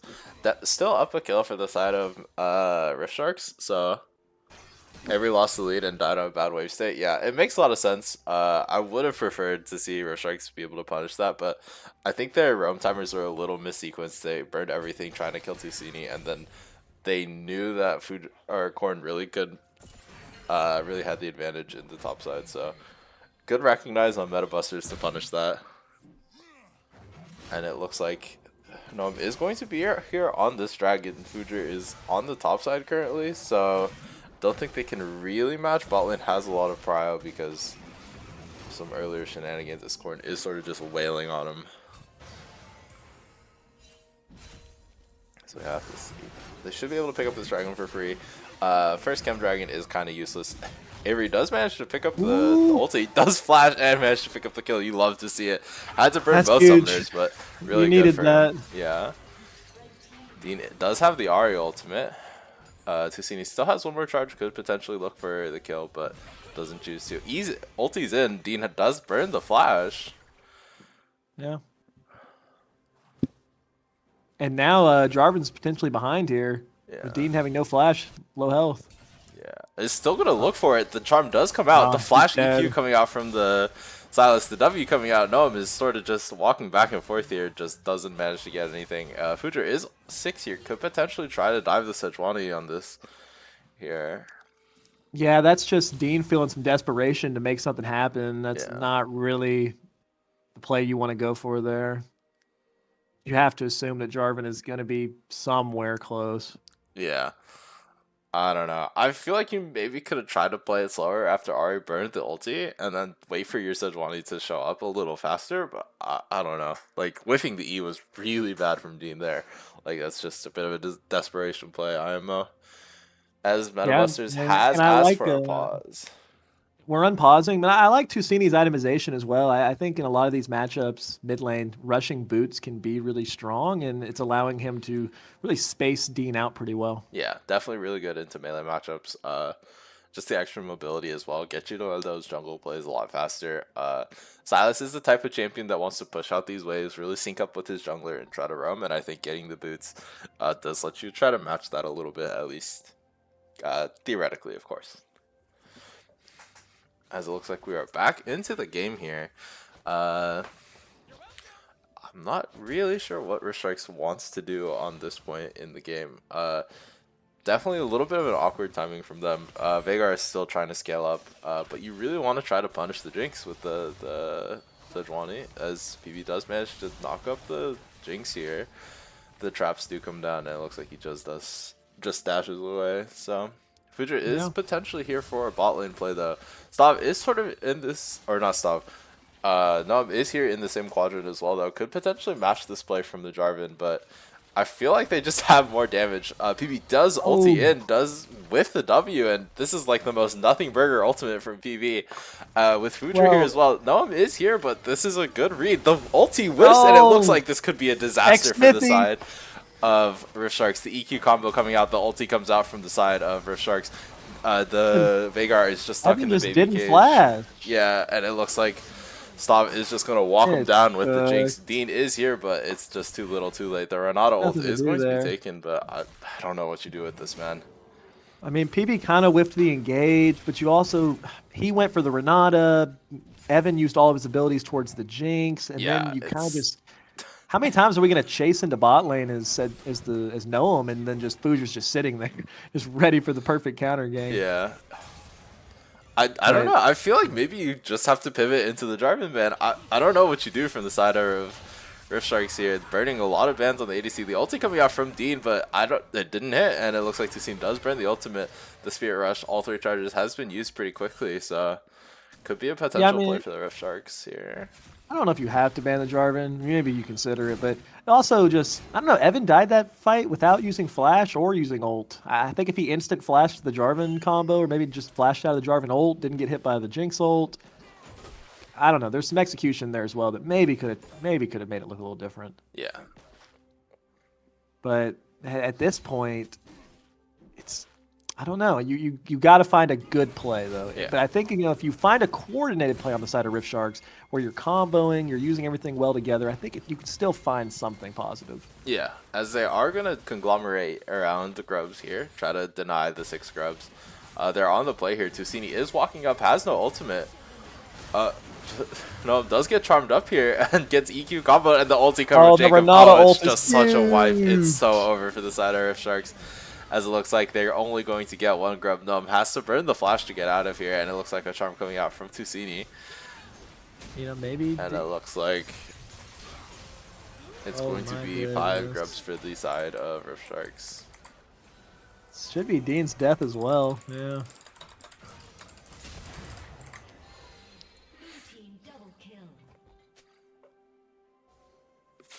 Yeah, just such a disaster for the side of Rift Sharks here. The really good roam from Jacob, though, really good setup. Does manage to pick up the 4-man Renata ulti. Definitely smurfed that fight for the side of Meta Busters here. Made it a really easy. Jacob's playing 3-for-0. really well this series. I mean, they're all playing well, but that was Yeah. an insane ult by Jacob. Yep. Securing his team 5 grubs, super good power spike. Could be a potential dragon angle from the side of Rift Sharks if they want to try to fist fight for this, but because Fooder is topside, but I don't know, man. You just feel so desperate from the side of Rift Sharks here. The Jinx is like pretty neutral in lane. Got 2 kills from the ulti as well, if I'm not mistaken, right? I think Got a that's how good he kill got the bot kills. lane, but it's tough because you kind of need like you have scaling with Veigar, but you need to snowball your top side if you're Rift Yeah, Sharks. the Silas is just feels so bad. And from, PB just pressed R, I believe. Just that must have been a misclick. PB wasted R. That's unfortunate. that's so bad. Like you lose R before dragon fight. That's not. Yeah, ideal. now I don't even. Yeah, Yeah, and it looks like Rift Avery Sharks shit just this needs a week. deep breath. Yeah. The hook comes out, does manage to burn the spell shield, does dodge the Q, that's super good. The W comes out, and the ulti comes out, the Ooh. Q healing does secure him that kill, and Avery is still winning the 1v1. He is still the good top laner, I fear. Avery is trying to keep them in this game, but Yeah. I mean, It looks like Dean is going to go Dean's for just this. killing himself. He's Yeah, just in the does middle get of the them. flash. The ulti comes out from the Sejuani, does manage to pick up Stav here. Okay, maybe. Potential play for the side of Rift Sharks. The charm does come out, and it looks like Nom is going to go down, but that is a 1-for-1. Yeah. The Tusini is just doing way too much damage here with the Spirit Rush. Does have ulti. That dashes into PB, misses everything. PB flashes in for the W, but I don't know if that's really worth it. Does manage to live with a sliver of HP, but you're definitely taking that if your Meta Buster is burning almost everything from the side of... Evan still has R. If Tusini walks too far up. Oh, yeah. good ulti from Evan, though. Does manage to pick one up. Dean does have the TP here. Could be a really good punish for the side of Rift Sharks. The W coming out from the Rakan does look for it. The Proto Belt coming out from the Silas, but there's just no more juice in the tank. Yeah, and it maybe looks you can like get they're just drag off turning onto that. the dragon. Yeah, I mean, I think Tusini probably just assumed Evan didn't still have R after all of that, but Yeah. kind of just walked up and got outplayed, as we like to say it. Yeah, you know, outplayed. And it looks like they are going to get the Mountain Drag. This does put them in like an okay position to potentially get Soul here. Yeah, you're praying that it's a really strong soul right Yeah, now if you're the side absolutely. of Rift Sharks. Yeah, as they do manage to get it to... Does go for the W, but does manage to get it. Corrin also got first tower, I believe. I And don't know it how that is going to be Hextech Soul, which Oh, is you love this. pretty damn strong. So that's your goal at this point. If you're Rift Yeah. Sharks, you're just playing for that early soul. Yeah, absolutely. The Hex Soul would be a huge turning point for them. The slow on the lightning is super valuable. So Yeah. as it looks like, Yeah, and I mean we're at 15 minutes, so I think we can kind of take stock of the wider game. It's a little over 3K gold lead for the side of Metabusters.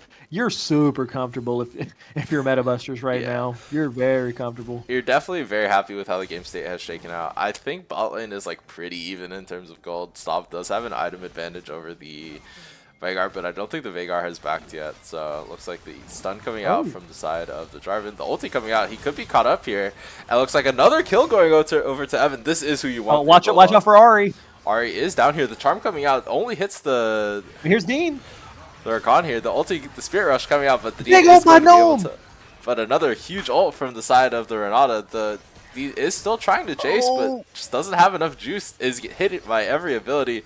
Jinx is just autoing him for free, and it's a little gross. Looks like the Rift Sharks are not going to pick up anything. Good cage from the side of the Rift Sharks, but Noam did get charmed, so looks like they are just going to try to run away as fast as they can. That was huge. That was huge, them finally being able to kill this Jarvan. He lived a long time, but, you know, I've got some hope if I'm a Rift Sharks fan right now because I think Evan's actually playing the Veigar really well. Yeah. He just isn't at that damage point yet where it's a one-shot when you start landing it. But if he manages to keep getting good cages, keep getting good damage. Charm coming out from the Ahri does barely live with all of his. Oh my gosh, and the kill. Oh, the tower.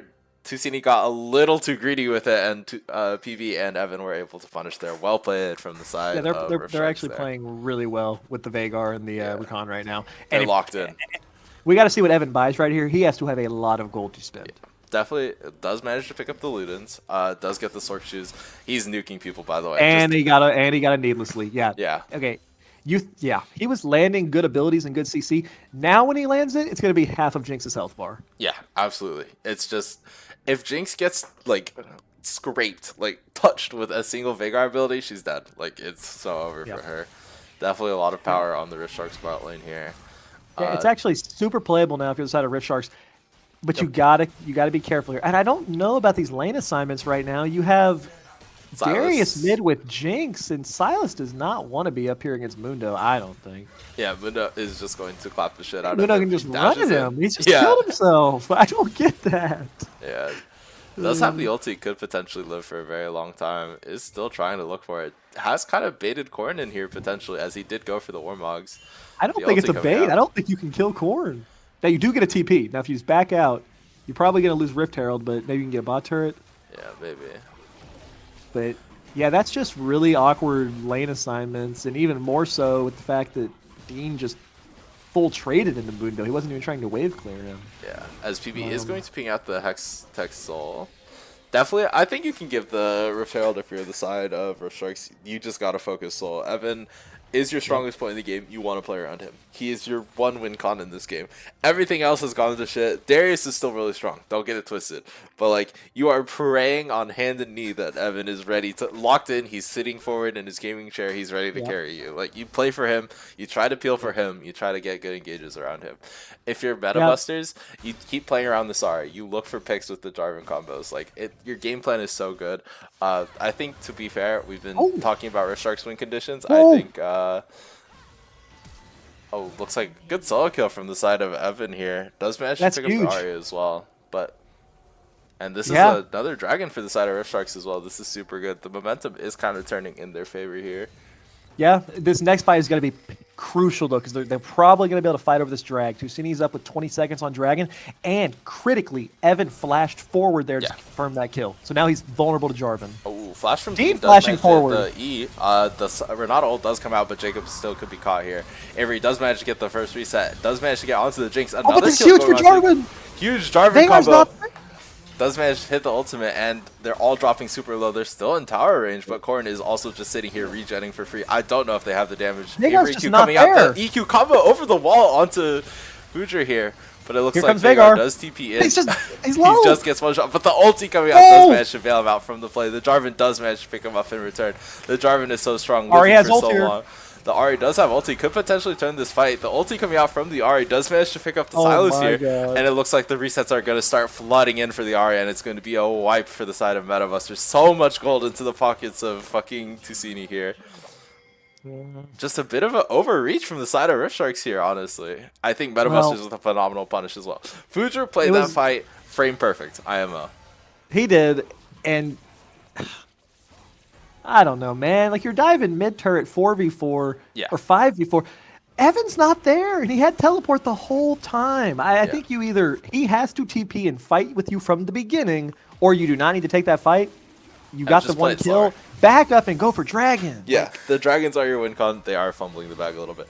Tusini with a really good teleport as well, just really trying to, or not teleport. Not even teleport, just walked from base. He just walked from after dying to Evan bot. Yeah. Jarvan bought so much time in that fight that the Ahri was able to walk back and just get so much value. He's playing this Jarvan so well. Fujer Jarvan is just too cracked, I fear. Yeah, he is playing really well, but I don't know. I'm salty. Like, there's no way that you take a team fight and then you have like quarter health Vagar TP into it after Yeah. it's been going for 45 seconds. Like, Yeah. Rift Sharks got to get on the same page. It's winnable, Yeah, but you absolutely. have to play this comp on the same page. Yeah. Avery did manage to start out that fight super well, starting with the pick onto the Renata, just trying to really get the ball rolling with the Darius, but Well, now that they have Evan actually in the mid lane too, with your lane assignments, I think it's a little bit easier for him to be involved in most of the plays. Corn is looking for the aggressive trade onto Avery here. The Dude, spell what shield is that is burned. Mundo damage? The ulti coming out from PB. The charm is going to come out. The W does whiff, and Ooh. Corn does manage to get away scot-free. And critically, the Recon ulti has been used for the side of Rift Sharks, so you kind of have no playmaking from your support here, which is very, very bad. Could be a play for Rift Sharks, or not Rift Sharks, Metabuster here. The Ahri ulti does come out, and Silas does just match with the ulti and does manage to get away. But they are going to drop the Herald here, just try to break bot lane, try to get yourself a little bit more of this lane prio. And I do like this play from the side of Metabusters. Just trying to open up the map for themselves, trying to widen the gold lead.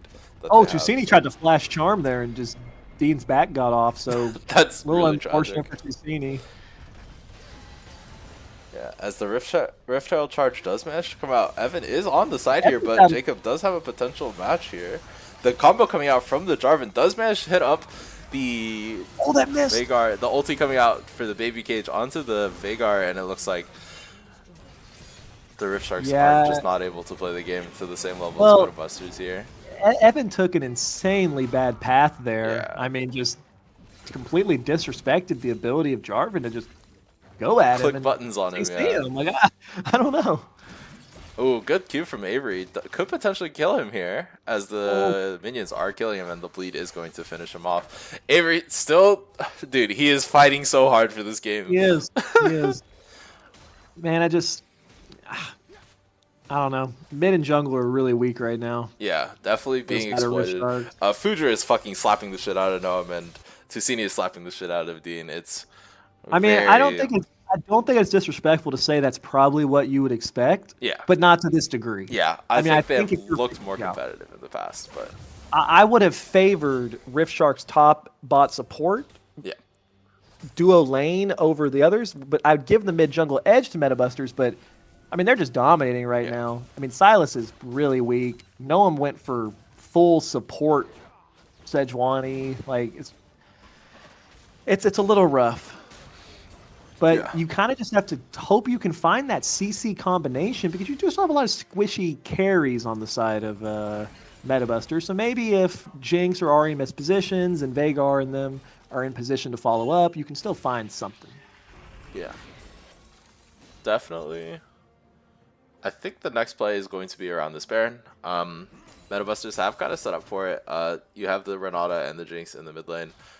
Avery is chilling in this bush, potentially looking for a play here. Does have his Starix finished critically, so he is very tanky to the side of Metabusters. If you pop the Starix shield, just able to use the Starix shield to really buy a lot of space for his team in fights. So does get hit by the charm here. Does get comboed, get poked out a little bit.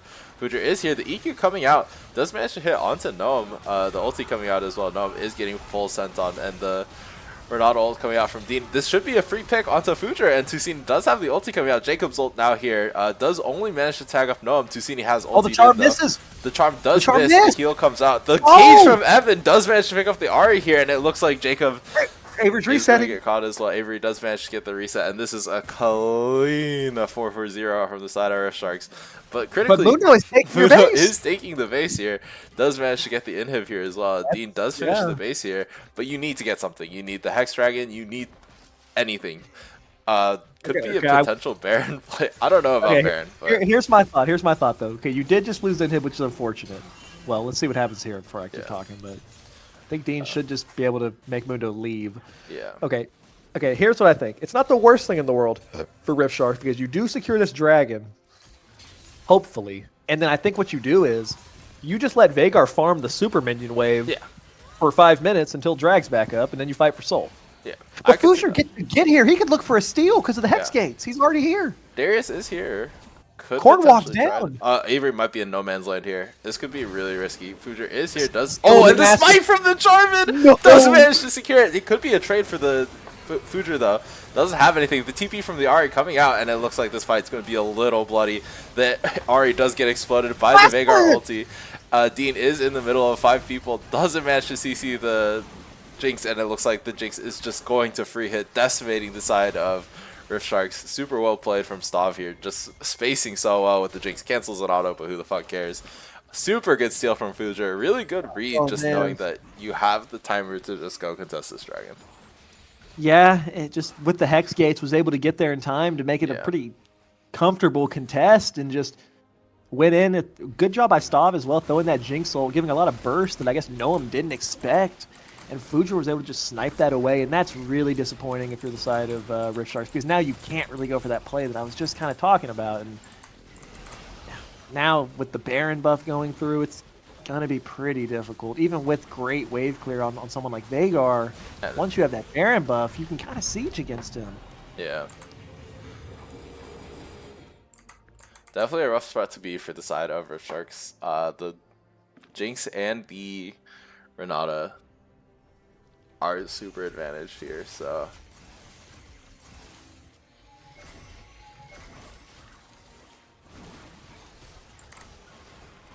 you just have way too much fucking advantage for the side of I mean, yeah.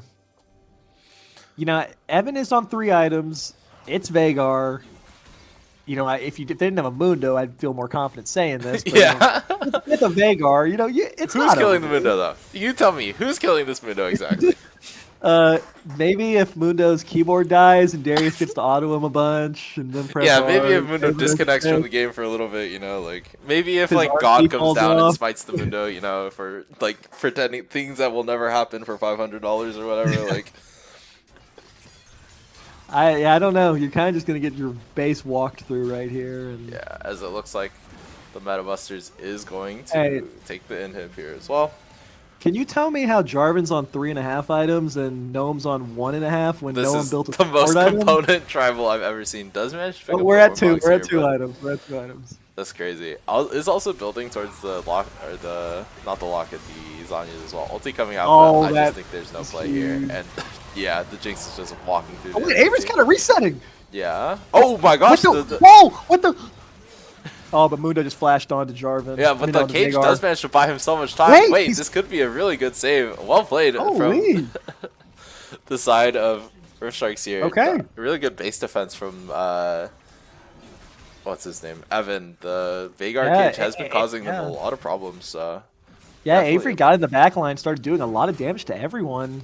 Yep. Meanwhile, Evan got multiple people low, and then it allowed Avery to start resetting. That was pretty huge. Yeah. Well played from Rift Sharks. It is still very much an uphill battle, but they are delaying the inevitable. And if there's one thing this Veigar champion does do, it's scale very, very well.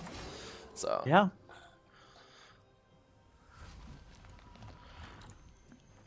Avery is trying so hard, by the way. He's so desperately clawing at this game and trying to get back. I mean, Evan is as well. PvP. Yeah. I mean, they're all playing. They're all trying. Yeah. And you know, not that I don't think Dean is also trying. I've been on this side of a Silas matchup to where when you fall behind on this champion, you it feel so becomes worthless. very difficult. Yeah. And we already discussed how there aren't any S tier ultimates. So if you don't have a great ultimate, you don't even have like the play you can look for when you're this behind.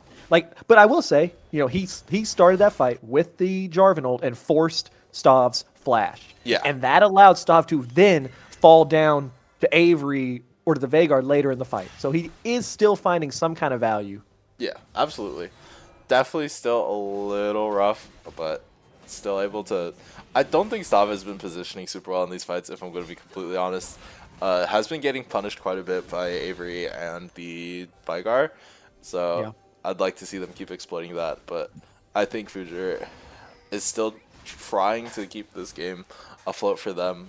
Is going for a really weird setup, but critically did not use a stopwatch last fight, so still potential. The problem here is you want to contest this dragon, but Dean cannot match Mundo. Mundo will take the inhibitor in Dean's face. Yeah, he could honestly end if no one else bases. Looks like they're all going to 4-man the Mundo. The classic gambit, I fear. Rakan ulti is going to come out here. The W does come out. The baby cage is dropped, and it looks like the Mundo is just going to go down to the Veigar ulti.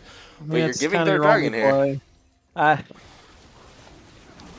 that's the problem when Mundo's that strong. You don't really have another play. It Absolutely. probably took everyone to kill him like that, Yep. and you can't fight Dragon without everyone, so you don't really have an option. Yeah.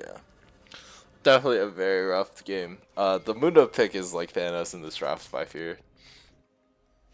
Yeah. But potentially you And- could try to leverage a Baron take into like...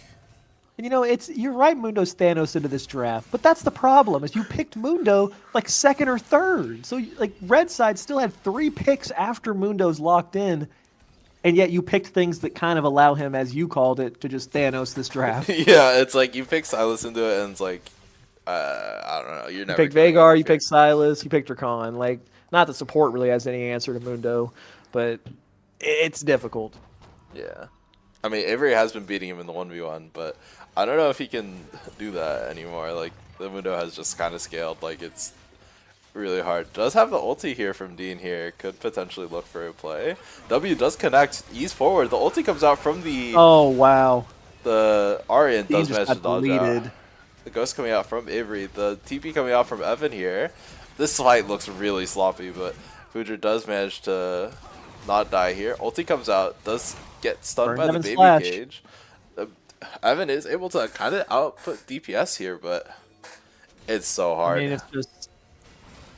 I mean, Tusini just caught Dean out in the middle of everyone. That was Yeah, well really played good by ulti. him. Ulti bait from Tusini here. Dodging out the Renato ulti, so. But you're right that I suppose Avery's still kind of beating Mundo in 1v1. It's hard, though. Kind of, but that's the problem is Avery obviously took Ghost on Darius, but then you can't have Avery Yeah. match the Mundo because he can't TP to the fight and Mundo could. Yeah, you're in such an odd spot as Rift Sharks. Looks like the side of Metabusters is just going to start up this Dragon 2v2. Rift Sharks critically does have a ward on it, so there could be a TP play from the Silas here. But, God, it's so hard. Mundo is rotating over as well. Hex Gates are being used here, potentially looking for a pick. Dean has a decent TP ward. Could potentially Yep. look for it. Also, they could just full send into No it. The one's gonna flash get an over. angle. Avery's flashing Everyone's in. just flashing in for it. Fuji does get ulted by the Sejuani. Uh-oh. Looks like they Gonna be a might take it. smite. Oh, No! but Darius gets Darius it got critically. it! Oh Renato my gosh, is huge! Silas does get the Jarvan here. Looks like the ulti is going on to Ari here though. Whoa! And Dean does manage to pick it up. And the Jinx does manage to go down here. So Mundo's well on the played Baron. from the... I mean, Side of that Rift you Sharks had to play. have that Baron. You had to have it. So Yeah. really good here by Darius, I guess, but we take those. And now Mundo just overstays and Yeah, does. super well played from the side of Rift Sharks. Oh my... The play And you got was so... Mundo's flash. That play was so funny. I'm sorry.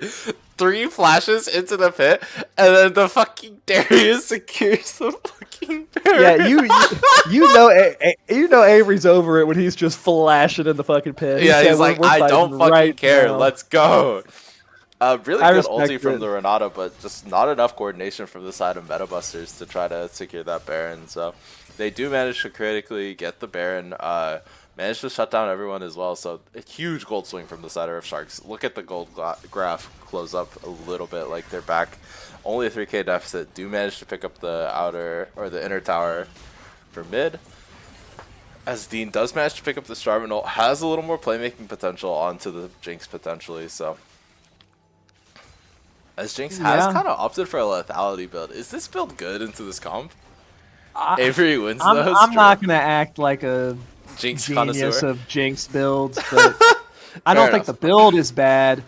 But I do think, if this game starts going really late, that's not the ideal build into something like a Darius or a Sejuani. Yeah. Not that it can't work.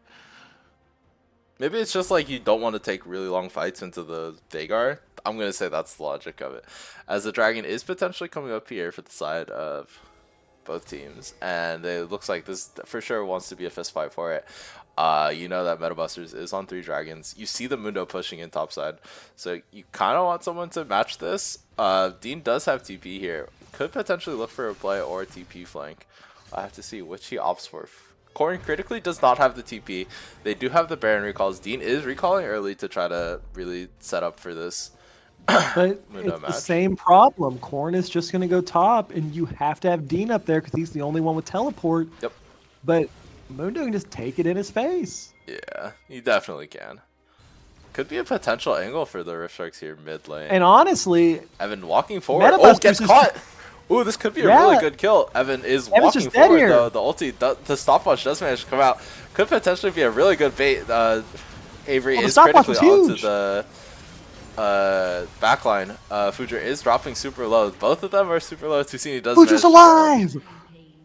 How? does manage to live on 1 HP. How?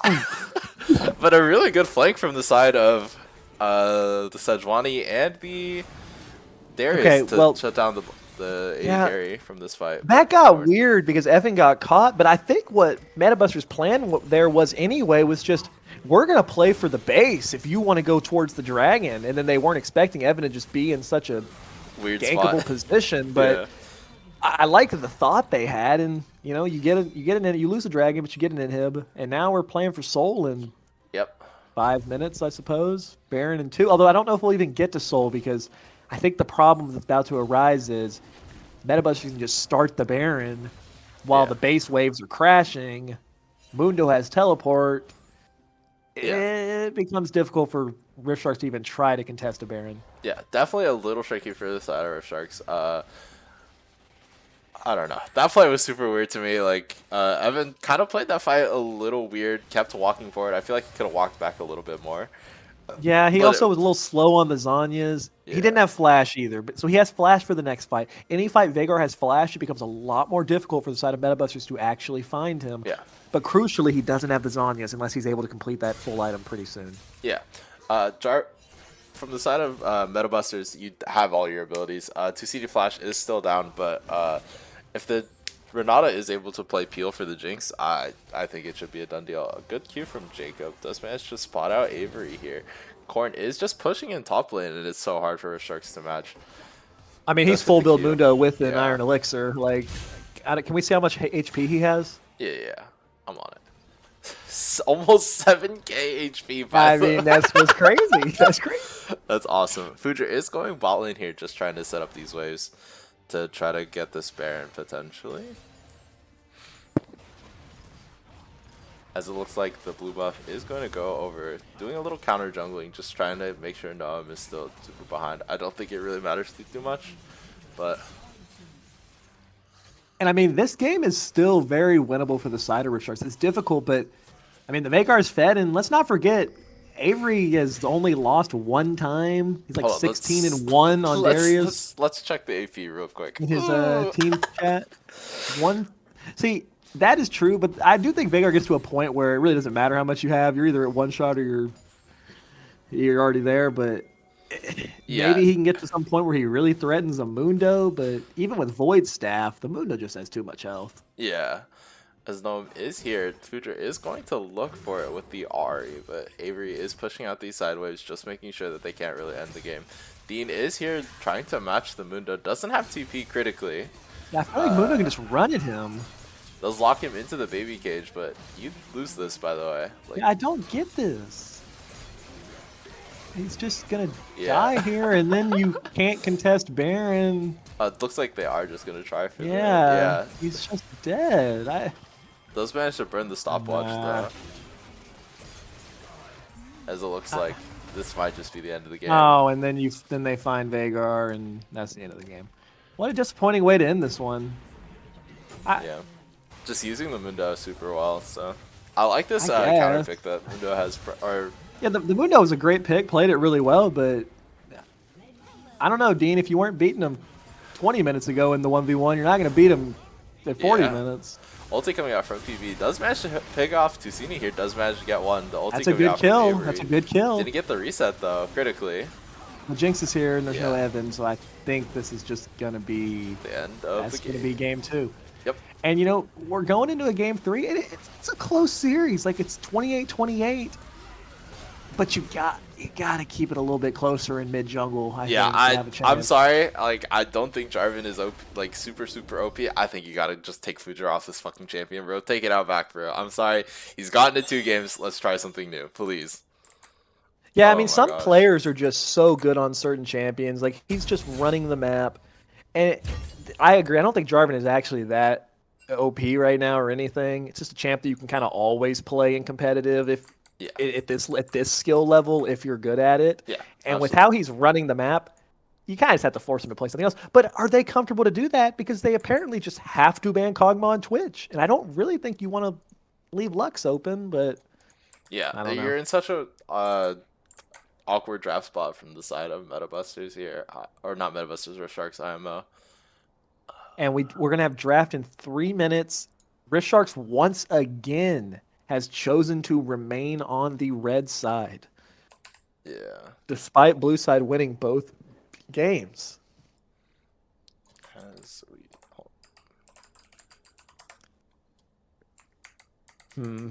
You know, I don't know. Evan played the Vagar well. I do think Taxi had a good shout out in the comments before the game even started that, Vagar would be decent or pretty good if you just put him mid lane and then you drafted a traditional ADC. So I'm a little surprised they didn't go for an ADC when you're seeing that entire comp. Like, the Silas pick to me was weird. I said it when it got picked. There's no good ult. It's not that good into the range and the tanks, and then it didn't do well. So that was weird to me.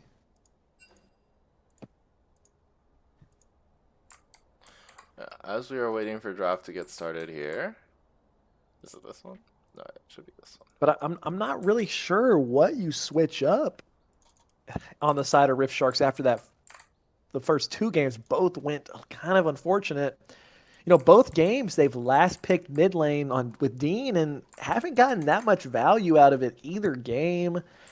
Yeah, But I don't really know, who are you going to last pick on that team? You can give Avery last pick. Maybe that's what you try, but he's been performing pretty solidly on picking early in the draft, or at least earlier than mid.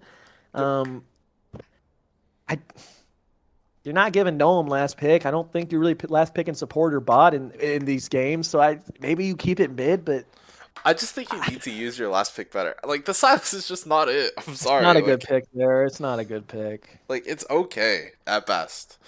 Hold on, I need to throw some stuff away. I'll be right back.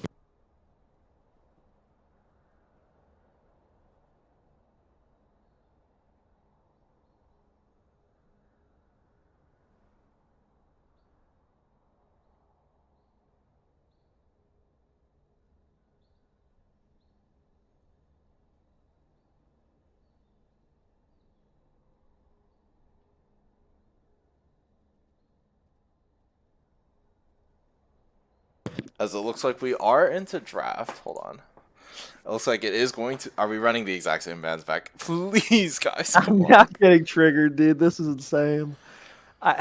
If it ain't broke, don't fix it. But it is Yeah. broken, so you really need to fix it. But I we'll just see. don't know what the pick is on red side, bro. Like, it's so hard to draft versus this team, I think. I don't know, man. I mean, Metabusters is 8-1 on the season. I don't think it's unfair to say they were the strong favorite coming into this match based on the season, and they're kind of just looking like they're the dominating team. Yeah, I mean, right now, 101 Thieves has given them a harder challenge than Rift Sharks is, which is kind of crazy if you thought about before the playoffs started. And they are Leona gonna- ban. A Leona ban for Metabusters change up, and critically a Jarvan ban for Fuji here. I do kind of like this. Like, it's just get him off the champion. So they man. left Ashe open to ban Leona. That's interesting. I wonder if they just had a read that PB is just going to go to Leona this time, and they try to kind of preemptively ban it. As they have just locked in the Darius blind once again. We'll have to see what the pick is for Avery here. I think that's fine. I mean, they opted to go Darius instead of Jinx this time, but they might think that Evan won't even pick Jinx, and then you can just get Darius and Jinx for Stav. Looks like it is just going to be the Ashe, so you're right. It is just going to give Fuji or Stav the Jinx, I guess. Which I think you're okay with that if you're on that side, but I don't know. It's interesting to me. Okay. I do like the Skarner pick. I think it has been like one of the best junglers so far. At least in Worlds. I don't think the nerfs have been too significant to the champion so far. Really good, solid, engaged champions. I'm curious to see. Yeah, what they come with Skarner this. is very strong. I haven't seen Noam personally pilot it, and I think Darius could be pretty good into it. But it's a strong tank, engage, jungle, which is the role Noam plays for this team. As Metabusters are just gonna lock in the Lux. Could they just slam Lux Caitlyn into Ashe here? I think you potentially could, and It probably wouldn't be my first choice, but with how hard you dominated game 1, you might as well. I mean, Yeah. and that Uh, becomes a really like it's really difficult for Skarner to actually gank that lane. I mean, even with them being pushed up, because as long as the enemy jungler is there to kind of be behind Caitlyn Lux, if Skarner's just trying to come through the wall, that's kind of a free binding for Lux. yeah. Okay, we'll see what the first counter pick on this side is. Could Do be you top run the lane. Olaf back? I don't know what else Avery considers a big counter pick. Seraphine. We're doing Ashe Seraphine. PV on Seraphine? Question mark. I mean, it could be Uh, Seraphine mid, I suppose. Ow! Ow! Ow! Ow! Probably Psychic going to be damage. Psychic Seraphine damage. support. I don't think you want Seraphine mid if you're playing with like a Skarner. That's where you would prefer like the Xin Zhao. Yeah, absolutely. When you pick these like Seraphine mid lanes, you really want the like a damage threat in the jungle, as they have opted to ban out Fujer's Sejuani here. His other champion is the other champion he has played in the jungle. I would like to see a Gragas ban, because I feel like he could play the Gragas. It's really good, still good in the jungle. So let's A see lot what of he disruption does. as well. Yep. I don't. I like Seraphine Ashe though. I mean, not as like a viewer, but it's just like a trying Not to as figure out like an a angle. viewer. for an angle for Rift Sharks. I think it's pretty strong with Ashe. It's a decent bot lane. But I mean, when you draft Seraphine Skarner, there is We're so doing much. Riven. We're Oh, that's egoing so the fucking Riven. hype. Let's go. Let's go. Avery with the pick me something. Let's win or lose in peace. But Amen. Can I get an amen, chat? Can I get a I fucking love amen? that. You can't say it's not gonna be hype. But what I was gonna say right before we had that hype lock in was there's so much pressure on Dean to carry in this draft when you have picked Skarner and Seraphine, and we are blind picking Zoe. Oh my No, gosh. you're Future talking has about been- ego. That's ego. Yeah, absolutely. I will also say the Wukong lock-in, man after my own heart. Taking a page out of my playbook, the Wukong jungle. Fucking love it, bro. This champion is still pretty good. Annie Hopper? No, Azir? I'm about to lose it. No, Sindri. I think no. I don't even know what you play here. I don't think it's Annie though. As it is potentially the Malzahar? It's going to be the Malzahar Bro. lock-in. Okay. Honestly, Malzahar's pretty good into Zoe. Yeah. I don't like it into Wukong because if you don't ult the Wukong, he's canceling your shit every time in a team fight. Yeah, you But- would ban Wukong against any player, though. You're mean like that. I am. Yeah, You don't hate know. me, I fear. a lot of good Wukongs in the server. I have not seen Fusions yet, but Yeah. we'll see. The problem with Wukong is he has too much ease getting onto these mid lane mages. Like it's Yeah. just too easy. Yeah, absolutely. Does pair pretty well with the Zoe sleep. I'm pretty sure if you start the ulti before you fall asleep, like it doesn't break the sleep, which is kind of funny. I don't think it matters in the slightest. It is just another engaged champion for Tusini here. I do like the champion for him. Flexible engaged champion seems to be his wheelhouse. So Yeah, Blind Pig Zoe though is actually just so aggressive and really exciting. I mean, Yeah. I've not actually seen Tusini play Zoe, and I'm personally a big Zoe fan. I don't pull it out very often because it's a hard champion, and I don't think it's particularly strong in team play. But it's so aggressive early game. Yep. It's so strong early game, and you have this Caitlyn, Lux, Zoe comp that if you just get a little bit of a lead on either of those characters, you can just siege the entire map. yeah, it's just so impossible for like anyone to play the game if they are the Rift Sharks. But one thing is, for me, that I'm already kind of noticing, and I think this could be Rift Shark's window into this game, is as long as Metabusters doesn't start snowballing, if Rift Sharks is winning the Riven 1v1 against Darius, you can start splitting the map in a 1-3, because Zoe does not want to be stuck in side lane with Malzahar. absolutely. And if Riven is beating Darius, Wukong is not Jarvan. Wukong has good engage, but it's not Jarvan engage. And it's going to be a lot easier for Seraphine and Ashe to just stay safe in mid lane and allow your side lanes to get a lot of pressure. Hopefully it's not Blackfire Torch Malzahar. I agree. That item sucks. Stop building this item, guys. It's bad. Yeah, you don't need it. You really don't need that item. Yeah, but Even, yeah. all right, We'll see as we'll see what he can- does, We but- can do some of the highlights here real quick. Slideshow. So Darius 2-0 into Riven, Zoe surprised. 1-0 into Malzahar. I mean, there's not really much of a sample size on any of this. Yeah, I But don't think it really matters. I think Ashe Seraphine is like a really good lane matchup, so I can see how can like we Seraph. player record on these champions? Yeah. Champions to watch. Let me look. Where is it? Past performance. There we go. So it looks like Future has played the Wukong twice. Is 2-1 on it. Hasn't had to pull it out recently, but champion isn't super hard IMO. Corn's still 9-2 on the Darius. Avery's Riven is 10-11. That's really funny, but I think he's really good on the champion. Malzahar first time, this doesn't matter. Skarner first time, doesn't matter. Evan is 2-1 on the Ashe, and PB is 1-0 on the Seraphine. Is a pretty strong champion. Jacob is 1-4 on the Lux. I don't think this is counted the most recent games, but we'll have to see. But yeah, decent amount of comfort from the side of Metabusters. They have at least played all of these champions once. We'll have to see how it shakes up here. I mean, I got a feeling that Rift Sharks isn't going to go quietly into the night. Yeah. I think they've had too good of a season to just Fall the over first and two die games here. are not. I do think Metabusters is the favored team, Yeah. but not to the extent we have seen. And it'd be really disappointing if Rift Sharks just got 3-0'd because they're better than that. Yeah. And I think we can get a really close contested series. So I want to see them bounce back here. And I like the draft. Yeah, I think the drafts are both playables from both sides. The Wukong is 6-2 this season. That's crazy, but the champion is still really good. I don't think anything else is too crazy in terms of win rate. The Ashe has been really strong all season. We'll have to see if he's able to whip out a carry performance on this champion as well. I'm going to be really excited to just see how the Zoe performs personally. Yeah. Maybe that's the mid laner in me, but it's a game where if Zoe gets going, she can kind of She run just over Thanos because the entire draft. Yeah, like, Zoe's weakness is hard dive. Yep. When the only engage is the Skarner, as long as you're positioning well, Skarner's not that good at getting onto a Yeah. Zoe because you just get bubbled in the face. there's an argument that there's like the long range engage from the Ashe and like the Seraphine, but I But don't if know Zoe's how good that is. positioning well, Zoe can position at such a range Yep. that I agree. that's really difficult.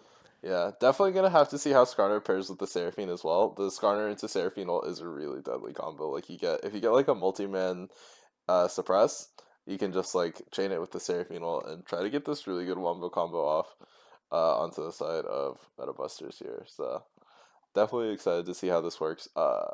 Wukong is like sort of like the solo engage on Metabusters, though. I'm curious to see how this will play out. I think the champion can function as solo engage. Don't get me wrong. Being able to like stealth into the enemy team and like double knock up someone is super valuable. If you can pair up with the Darius at like level 6, it's like you probably wouldn't grubs. If the Riven is able to beat the Darius, it's like really hard, but definitely a very lethal 2v2 to play towards. Yeah, that's one thing last game though that we kind of saw Rift Sharks have opportunities to potentially like be strong enough to fight early objectives, but then they took some bad fights. I think Avery died top, mid lane had a bad reset, and they weren't able to contest some of those early top side objectives. Which this game, with how strong Zoe is early game, you're probably not contesting either way. Yeah. But you got to just clean up some of those mistakes because the way Metabusters is playing, Rift Sharks isn't really allowed to make these early game mistakes. But at the same time, I do like that Dean went for the Malzahar. He's been struggling.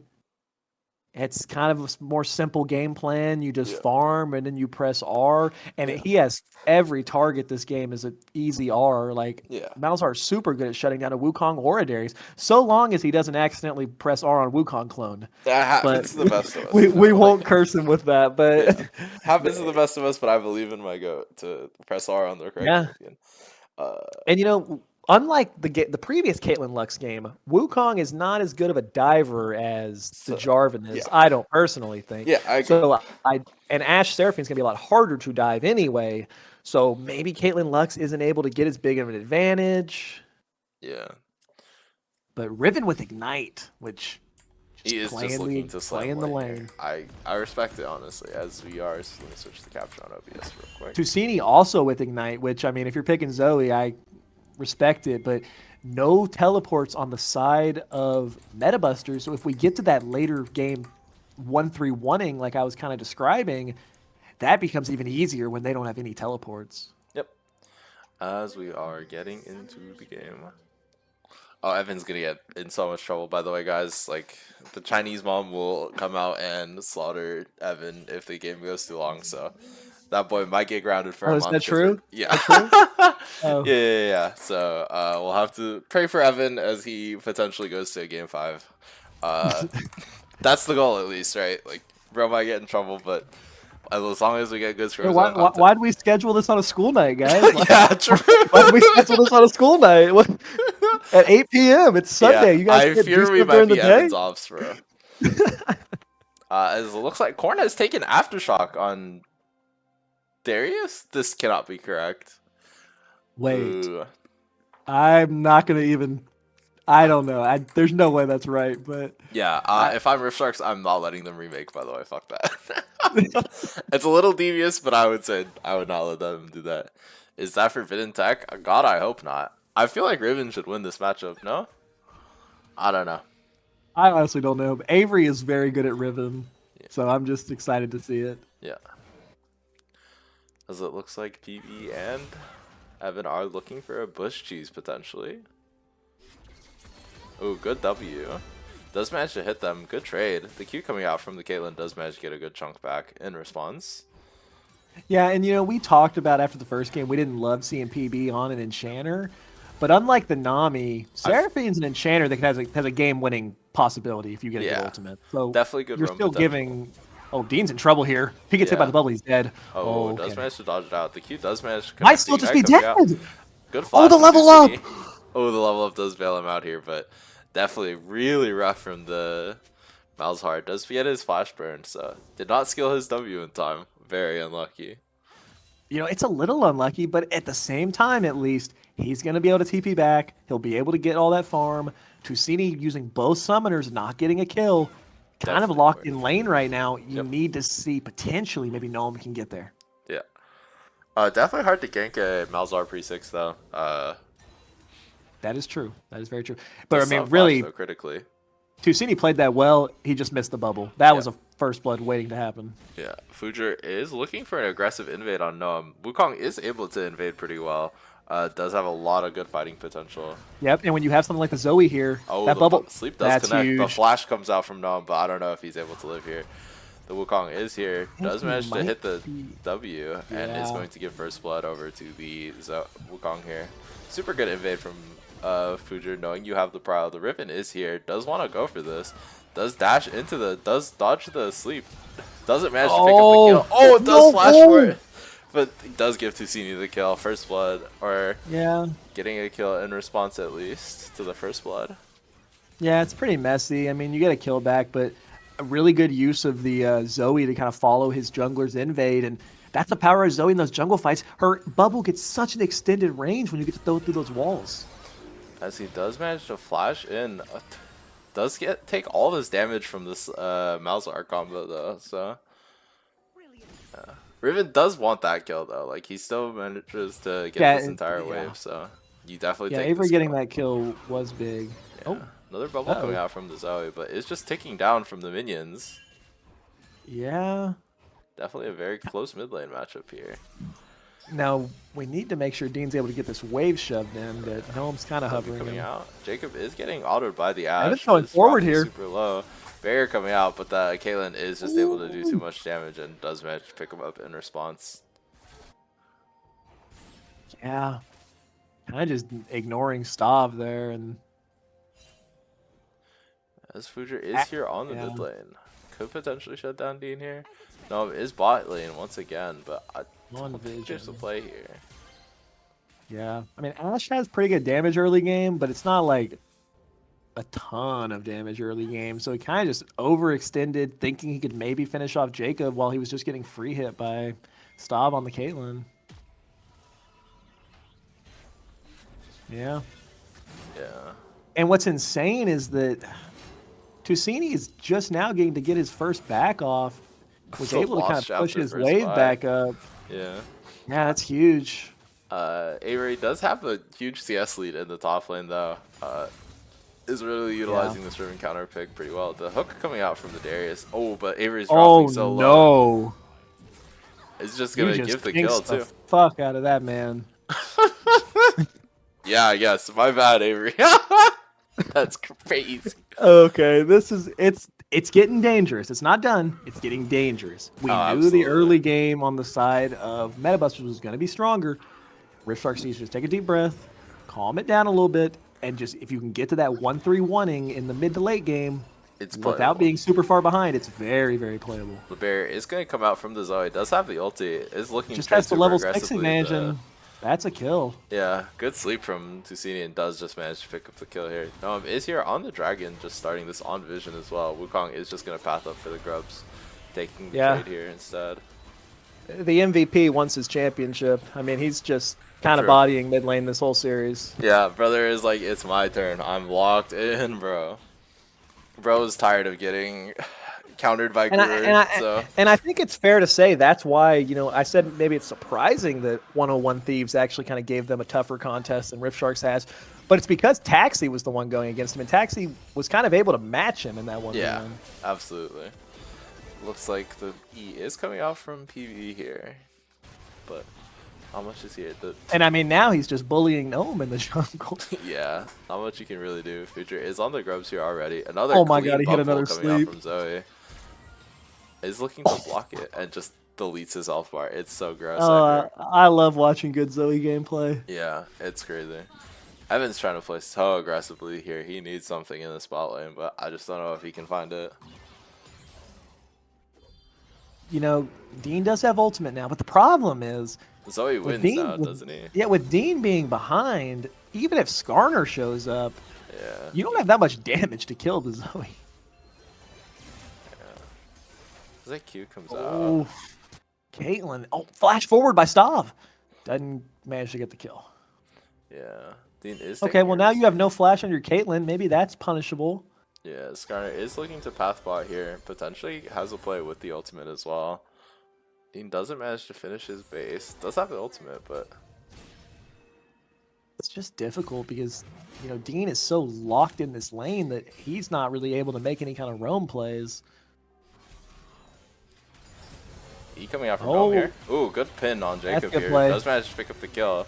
Does just drag him into tower. Has to burn heal and flash. Oh, But the trap coming out from Stav, but looks like PB is able to pick up the kill. It's gonna continue looking for Stav here though. The Wukong clone Dean's is in here, trouble. and it looks like another kill going over to the side of Metabusters. yeah. I see There's why you nothing banned you this can champion. do. I see why you banned this And- champion now, but that's very real.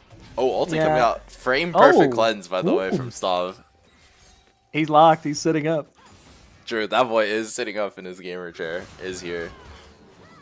But yeah. Mid jungle's getting kind of Yeah, ran right and now. It looks like Corn does just Oh, pick and up the solo Corn kill on just- Avery. You hate to see it. Maybe it is just the forbidden tech on the Darius aftershock. Yeah. Yeah, maybe You it saw is. like he hit the pull and Riven just was not able to trade back. It's crazy. No, he's building Blackfire. True. He could be building Ludens, I guess. I don't know. I mean, I've seen Malzahars go Malignus. I don't Yeah. know if that's that good either, but As I fear it might just be Metabusters 3-0, I fear. yeah. I guess they were being nice to me and you. True. Nice to Evan as well, I guess. Yeah, that'd be crazy if you beat him and he got grounded. True, true. As it looks like. See, he hits another bubble. again! This is the Zoe performance that would make Taxi proud, I think I can probably say. True. He's playing really well on it. And just Yeah. blind picking it too. Yeah, Which is one definitely thing I loves know to see the Taxi blind. has said he doesn't do. He won't even blind pick it. Yeah, it looks like he does even Malzahar and just another solo kill onto Dean here. And that's the thing with Zoe is like, yeah, Malzahar's a counter pick, but Zoe can, if she snowballs, she can beat anyone continuously because her damage is that freaking high.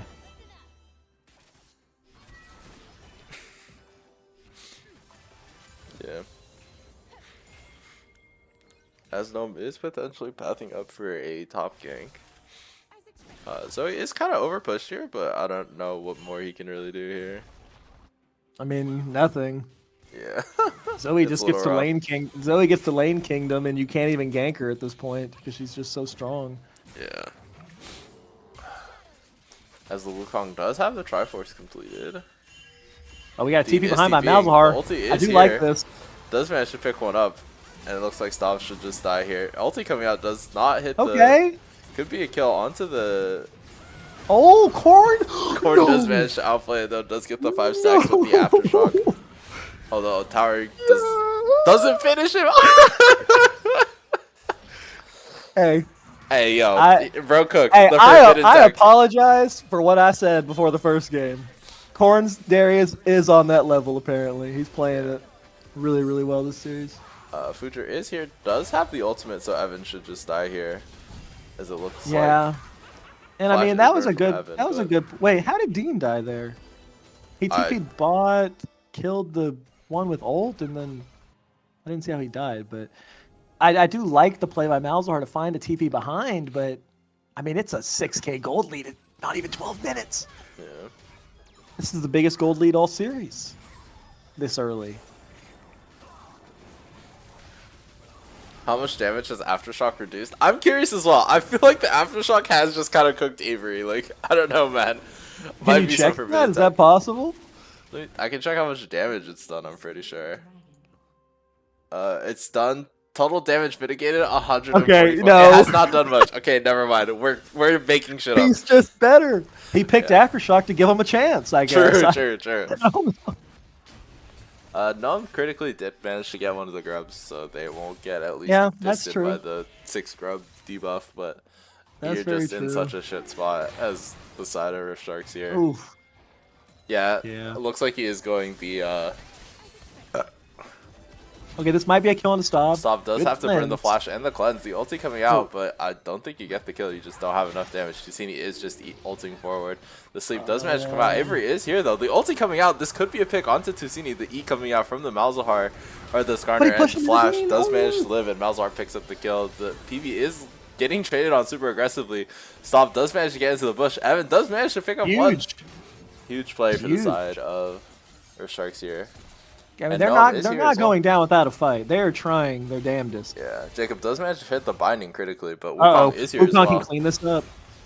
Does manage to hit the suppress from the side of the Skarner, but Fujer is here as well. Does win this 1v1, but or maybe I don't know. The Skarner Does he, chicken might though? be gross. Yeah, what is that? Yeah, I don't know. And right now, you're seeing like the composition is not weak Ulti on from the side. Wukong, but yeah, he Okay, just loses Wukong that. just got bodied. What? But that's crazy. Wukong with I don't know. double I ult don't know loses how the that. Skarner. That's don't know. criminal, I fear. Yeah, that's But- crazy. But you're seeing that like the Rift Sharks comp is not bad. Yeah. Like they can play team fights out. The early game was just so freaking rough. Yeah, But, disastrous, you know, I fear. I think unlike the 2 previous games, Yep. if you're the side of Rift Sharks, you can actually try to play for scaling this time around. So even though it's a bad lead right now, it's not doomed. I think the previous 2 games, it's fair to say once MetaBusters got going, there's no coming back. This game, definitely you can scale back into this. Cine is looking for the aggressive Oh, trade. Does wow. hit the bubble, but the Rift Sharks are all critically all here.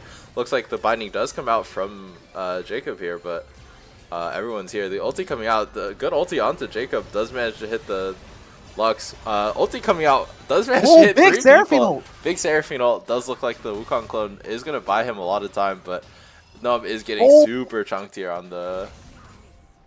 Okay, Malzahar ult is almost end of up. this It wasn't fight. up, but it's about to be. Yeah, definitely still can look for something. Fujer did critically burn the ult, or doesn't have ultimate Yeah, still. if they overchase Dean is here. here, does manage to drop the ulti, does have the Skarner coming in with the stun onto the wall. Fujer does go down, Huge! does get traded, does go on to PB. Evan is gonna get slept by the Zoe, but does manage to pick one in response. PB getting all these kills is a little disastrous, but is opting to go for an AP-centric build, so potentially valuable here as he has the Rylai's slow as well. Definitely going Yeah. to be very strong here. Super well played. Yeah, Or, I mean, PB's deathless right now. He is playing the Seraphine really well, and I like that he just went for the Rylai's rush. yeah, definitely trying to be more of an AP threat. A bit of a sloppy fight from MetaBusters for Rift Sharks to get anything in that fight, but Rift Sharks trying their damnedest to get in back into this Yeah. game, I think. They really are, and I think they're hopefully about to be able to kind of switch the lane assignments up, put the bot lane mid, and let Dean just start power farming the side lane. Zoe does not want to be stuck inside versus Malzahar. Malzahar, That's what you need to get Metabusters to be forced to do. Yeah. Because Zoe also doesn't want to be stuck in mid lane with Seraphine Ash. Yeah.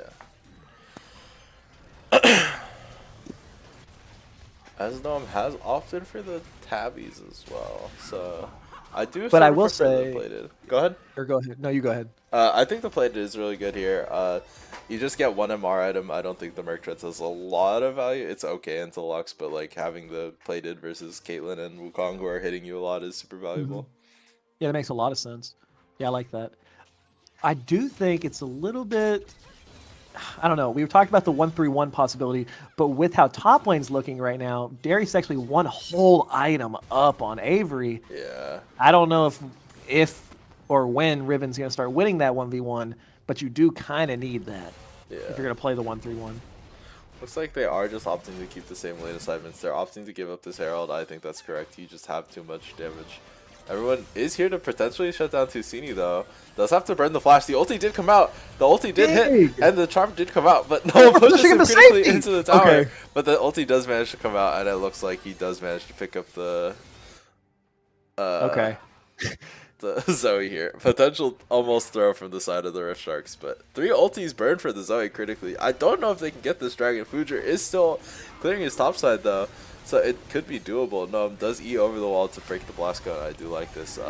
You have a lot of DPS, and it looks like they are just going to get the dragon here. They are going to trade tier 2 for it, so... Yeah, it is big to get that dragon. Kind of need to answer this Darius, but you still actually have Malzahar ultimates. When Malzahar gets here, you might have an angle. Fujer is here, though. It's a little Fujer risky. behind is pretty clutch. It's pretty smart. Yeah. But Definitely. not going to be able to actually break the base, which is critical. Yep. Definitely giving over this Inhib tower would be very He's getting bad. dove here. Evan's in trouble. Maybe? Yeah. They could just sit here and wait and bait bush when Avery goes for the Oh, flank. Avery's This could be just- really bad. Oh, it does drop the ward. nice Good ward. job. Oh my gosh, does get the flash off in time. Critically does spot out the play. So trading his flash, doesn't have to die here, is pretty good for the side of Sharks here. Yeah, his spider senses were tingling there. Spider but sense was tingling. I bro. will say, He knew. losing that flash is difficult because Riven without a flash is a lot less of a team fight threat. Yeah, absolutely. Riven definitely needing flash to like get those really good combos out.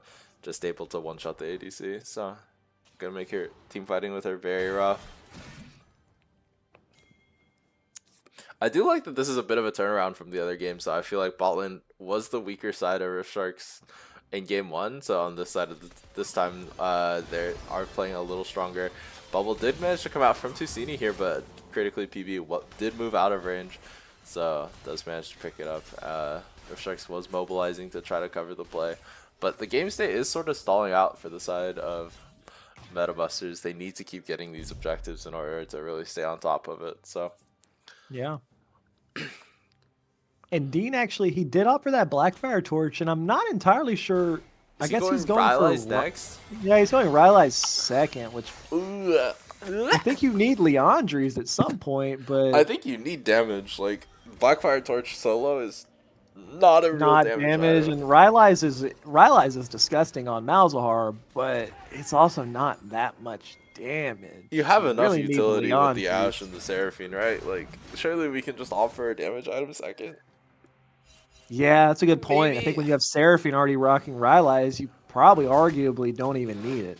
Yeah. But yeah, just kind of a low damage build. But if he can get some good ultimates off, he's It still doesn't really scaling. matter, Yeah. Still scaling. Yep. As Fujer is gonna opt for the Force of Nature here, try to like mitigate the Seraphine and the Malzahar damage potentially. Tusini is here, is gonna Oh, get might be caught here. caught by the ulti from the E from the Skarner. The ulti also coming out does manage to burn him, and it looks like they do Hey. get a free for 1-for-0. Dean Flash still has ulti ult? onto Jacob, and he is just dead. Oh my gosh, bro is fiending for that Holy kill. Ulti asshole. coming out. Stav is potentially caught here. Does biff the But just net. corned with the demolish, taking it in Avery's face. Yeah. Might have bit off more than he can chew though. Avery's playing this well. Yeah. Does manage to duke out. Does get the ulti off, but potentially play pickup from the side of Rift Sharks here. No, does not hit the E, but could still be a kill. As Corn is taking down, does get another heal off, but he's out, I he might think. be out, yeah. Oh, please don't. They're over chasing into Wukong? No. Noam's E's up, so he wants to look, but he's going 1v2 into the Wukong. Yeah, it does get the heal off, and it's just over. Okay. Yeah, the entire team backs off, and the jungle keeps chasing. To get there. Stomp does get killed by the Malzahar, so Dean is definitely back in this game at the very least. Yeah, Dean just went quietly from like a 0-4 or a 1-4 to a 4-4, so he's scaling, but I think you need to start putting him in the side lane now. Yeah, I agree. But I mean, he'll have Rylai's on his next back, and then it becomes really difficult for Zoe to actually match him in the 1v1. Yeah. But Corn is just playing really well on the Darius, man. Yeah, really, he's really so unkillable for the side of Metabusters. And it's so frustrating when the enemy top laner is in a position to where he can just take your base in front of someone 1v1. Last game, he could Mundo into Silas. This game, Darius into the Riven. He's just sitting there killing the turret and then killing you. Yeah, it's definitely really rough. We're gonna have to see how Rift Sharks choose to play this dragon fight. I feel like the bot side of Metabusters haven't been playing super well though. They've been getting a little caught. Tusini had the really good early game, but has not really been able to pick up the slack after getting ultied a couple times. Looks like everyone is here. They are going to try to spot out Corn here. Fuda is looking for the engage here potentially, but PB does burn the flash and the heal. Does still have the ultimate though. Corn is getting caught here potentially. Darius is going in. Darius is in, does get ulted. The Seraphine ult into the Skarner ult. There's no damage. Looks like there's just no damage, and it looks like the side of Sharks is just getting wiped by the side of Metabusters here. And it's just a clean 4-0 for the side of Metabusters. Or, yeah. I mean, Dean got ultimate off onto Corn, but yeah, Evan was so far away from that play. Riven wasn't really able to follow it up very well. Yeah. And yeah, just no damage. Yeah. Does have the Rylai's finished as well, so.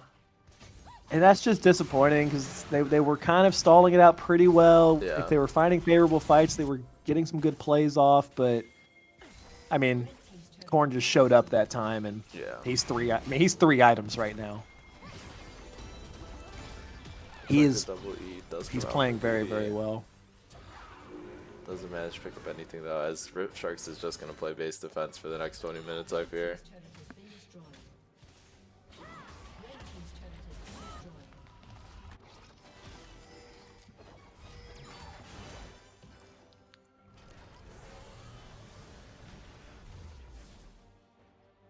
And yeah, I mean, you got objective bounties up on the side of Rift Sharks. At this point, you're just praying to scale and praying you can get anything. Still no outer towers broken here as well. I mean, if you get to enough, if you get enough items on Malzahar and Ashe, like you can deal with a Darius, but yeah, we are so far from that point. Man. I wonder how much damage reduction the Aftershock has got now. 409? Ew, I don't know. I'm curious. I feel like that had to have still been a misclick, but yeah. But I just don't think it matters, which is crazy. Yeah.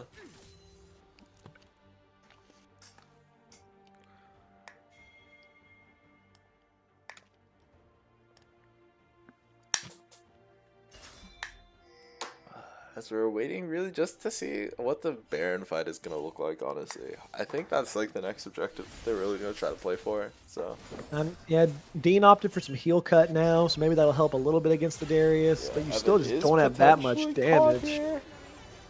Oof. So good sidestepping, but Dean does have a really good angle over the wall here. Does manage to suppress up Jacob here. Does manage to get the kill. Right? Damage. No damage. Oh, but Avery gets one. Could potentially get two. The ulti did come out from the Ashe to pick him up, but does get traded to the Wukong here. Dean is really trying to keep this fight in their favor, but it is a Corn's on the side. 2-for-1. Yeah, Corn is on the side here. Could be a really good engage angle. Dean critically has no ult, so can't really peel for himself. Yeah, and I mean, you're seeing like the draft on the side of Rift Sharks is a good draft. They can CC. It's just when you're this far behind and you're lacking in some damage, it becomes very difficult. Because all 5 members on the side of Metabusters have to go down. Like, they are all doing a lot of damage. Yeah.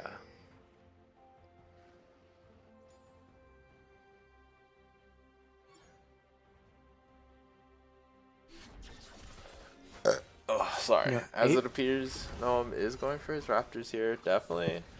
Metabusters is setting up for the contest. Oh, onto that the Baron. sleep. Sleep. Oh my gosh, his HP bar just got deleted. Tusini Oh. is critically potentially out of position here. Fujer does W forward. Noam does block the spell here. Yeah, Wukong that was is well here. played Does by manage to Evan mark to- up the Wukong here. But the Darius is Oh, here. he's coming. Oh, but the ulti coming out from the Malzahar doesn't really get much. Avery is here though, potentially. Korn is in the middle of 5 people. The ulti coming out. Oh, that squirrel's huge! Yeah, but Korn does manage to go down here. The Wukong is in the middle of the backline, so it might still be over, but critically, the ulti coming out from PV does manage to set up Jacob to clear out the fight. Oh, and Tusini does go down, and PV is still alive. I think Stav can just get this inhib tower, but it is a 4-for-4 disgusting fight from the side of I mean, yeah. Sharks here. I mean, Metabusters at the point where Corn can just flash in like that, Yeah. and it's going to end up being I think positive it's in the the end. closest fight you can get from the side of Sharks. That's the best you got there, I fear. Yeah, I mean, really nice Skarner roll by Noam there. Yeah, it does manage to buy them a lot of time. Good stun.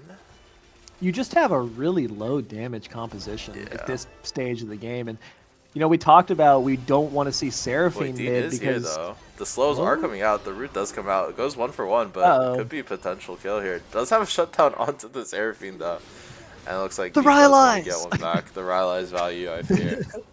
But what I was gonna say right there was, you know, we talked about you didn't really want to put Seraphine mid because you opted for Skarner like a true tank. Yeah. Yeah, Malzahar is not as much, but kind of the same thing to me. Yeah. Usually, if you're running Malzahar, you want your jungler to be on a little bit more of a carry. Yeah. It just leaves your comp in kind of an awkward spot. Yeah, definitely.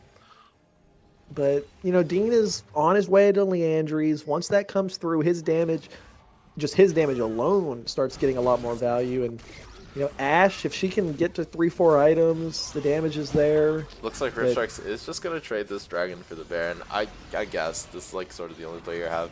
Metabusters is really trying to leverage their current power to try to end the game here.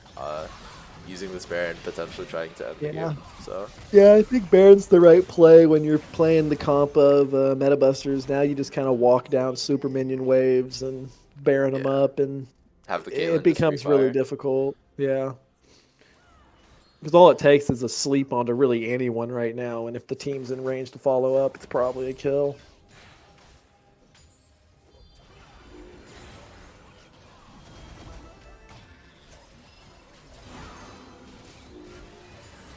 See the siege power of these Baron minions. Definitely a lot of wave clear from the side of our Sharks, though, to be fair. Looks like they are just going to go for this inhib. They're going to give it. Tusini does get ulted, though, critically. Does get CC'd up, and it looks like he is going to go down to the burn. Oh, lives on one, quite. though. Ulti coming out from the Seraphine does manage to hit Stav. And it looks like Wukong is on the backline, though, but Evan does manage to flash, does manage to pick him off.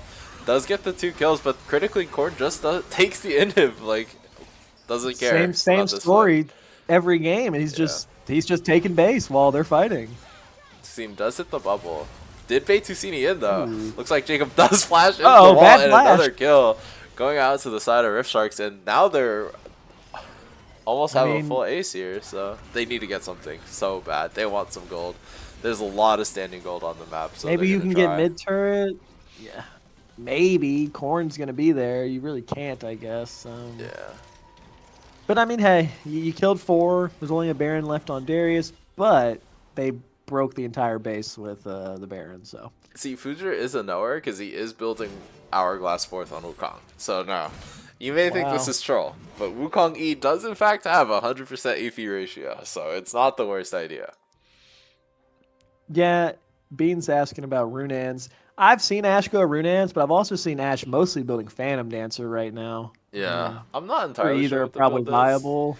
Yeah, both I've sound personally good. been enjoying Phantom Dancer, but Yeah. either's fine. Although I do think going for the third item, Bloodthirster, I think Ashe really needs Infinity Edge third, or else your damage just doesn't really start just trucking people. Yeah, I think they're going for more of an on-hit build with Ashe here, more so than the crit.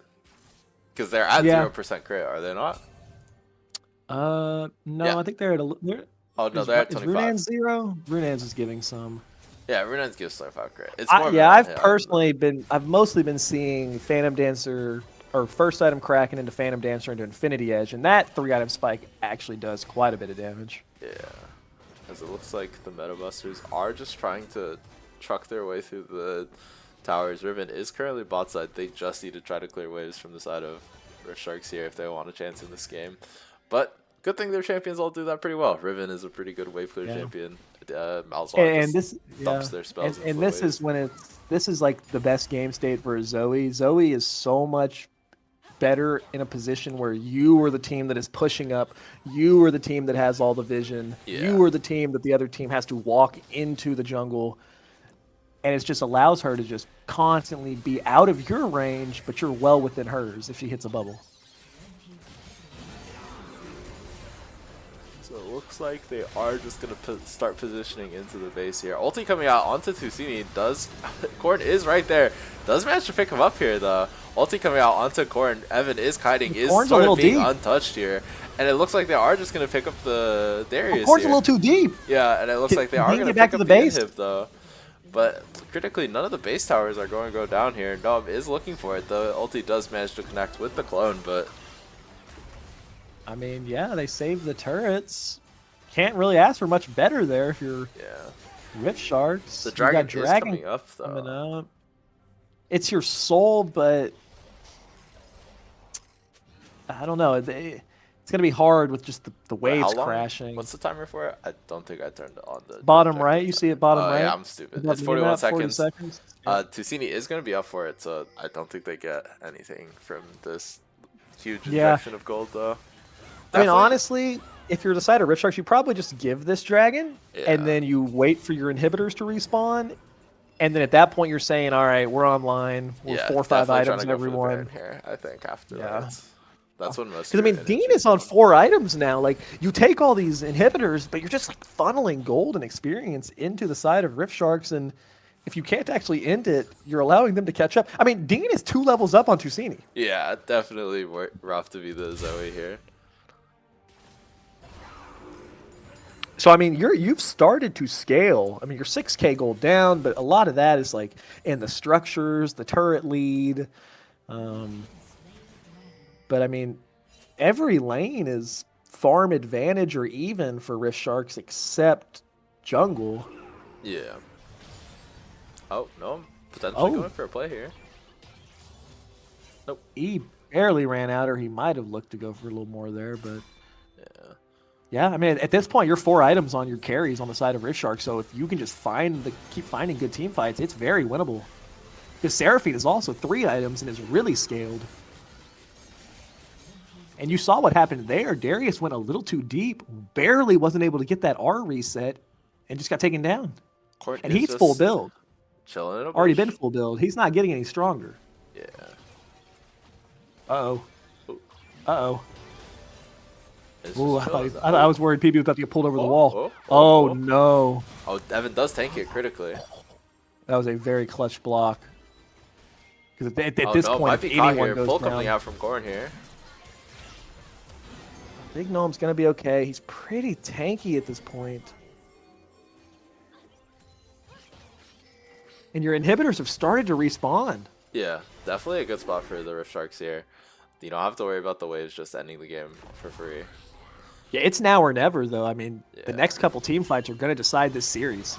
Dean is walking forward. Wait, he just walked up and just died? Oh, but the ulti from the Seraphine, the ulti does come out onto the Malzahar. The ulti coming out from the Skarner, this fight is so sloppy. Wukong is on the backline. Avery does not manage to do anything, and it looks like this might be the end of the game.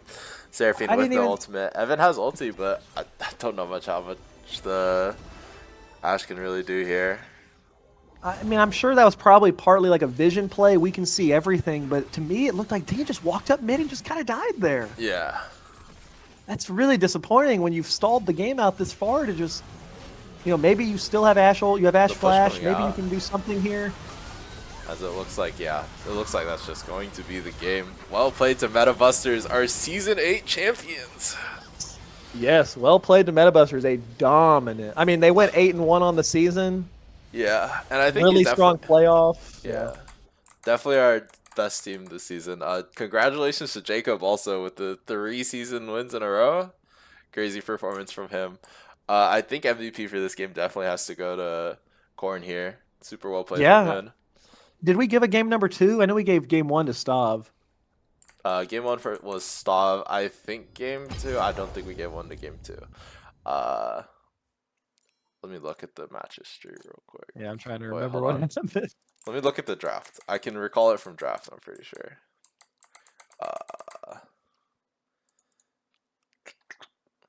But yeah, really, really well played by Metabusters. Yeah. Just Oh, this was the Mundo game. it I- might have been Mundo, if I'm being Yeah, I honest. think it's the either Corn. I think it's Corn. Future Corn. I think. Honestly, Fuzier deserves a MVP at some point on one of those Yeah, garbage games. 'cause I he think you played could so also well. do Future Tusini in game 2 and then Corn. I don't know.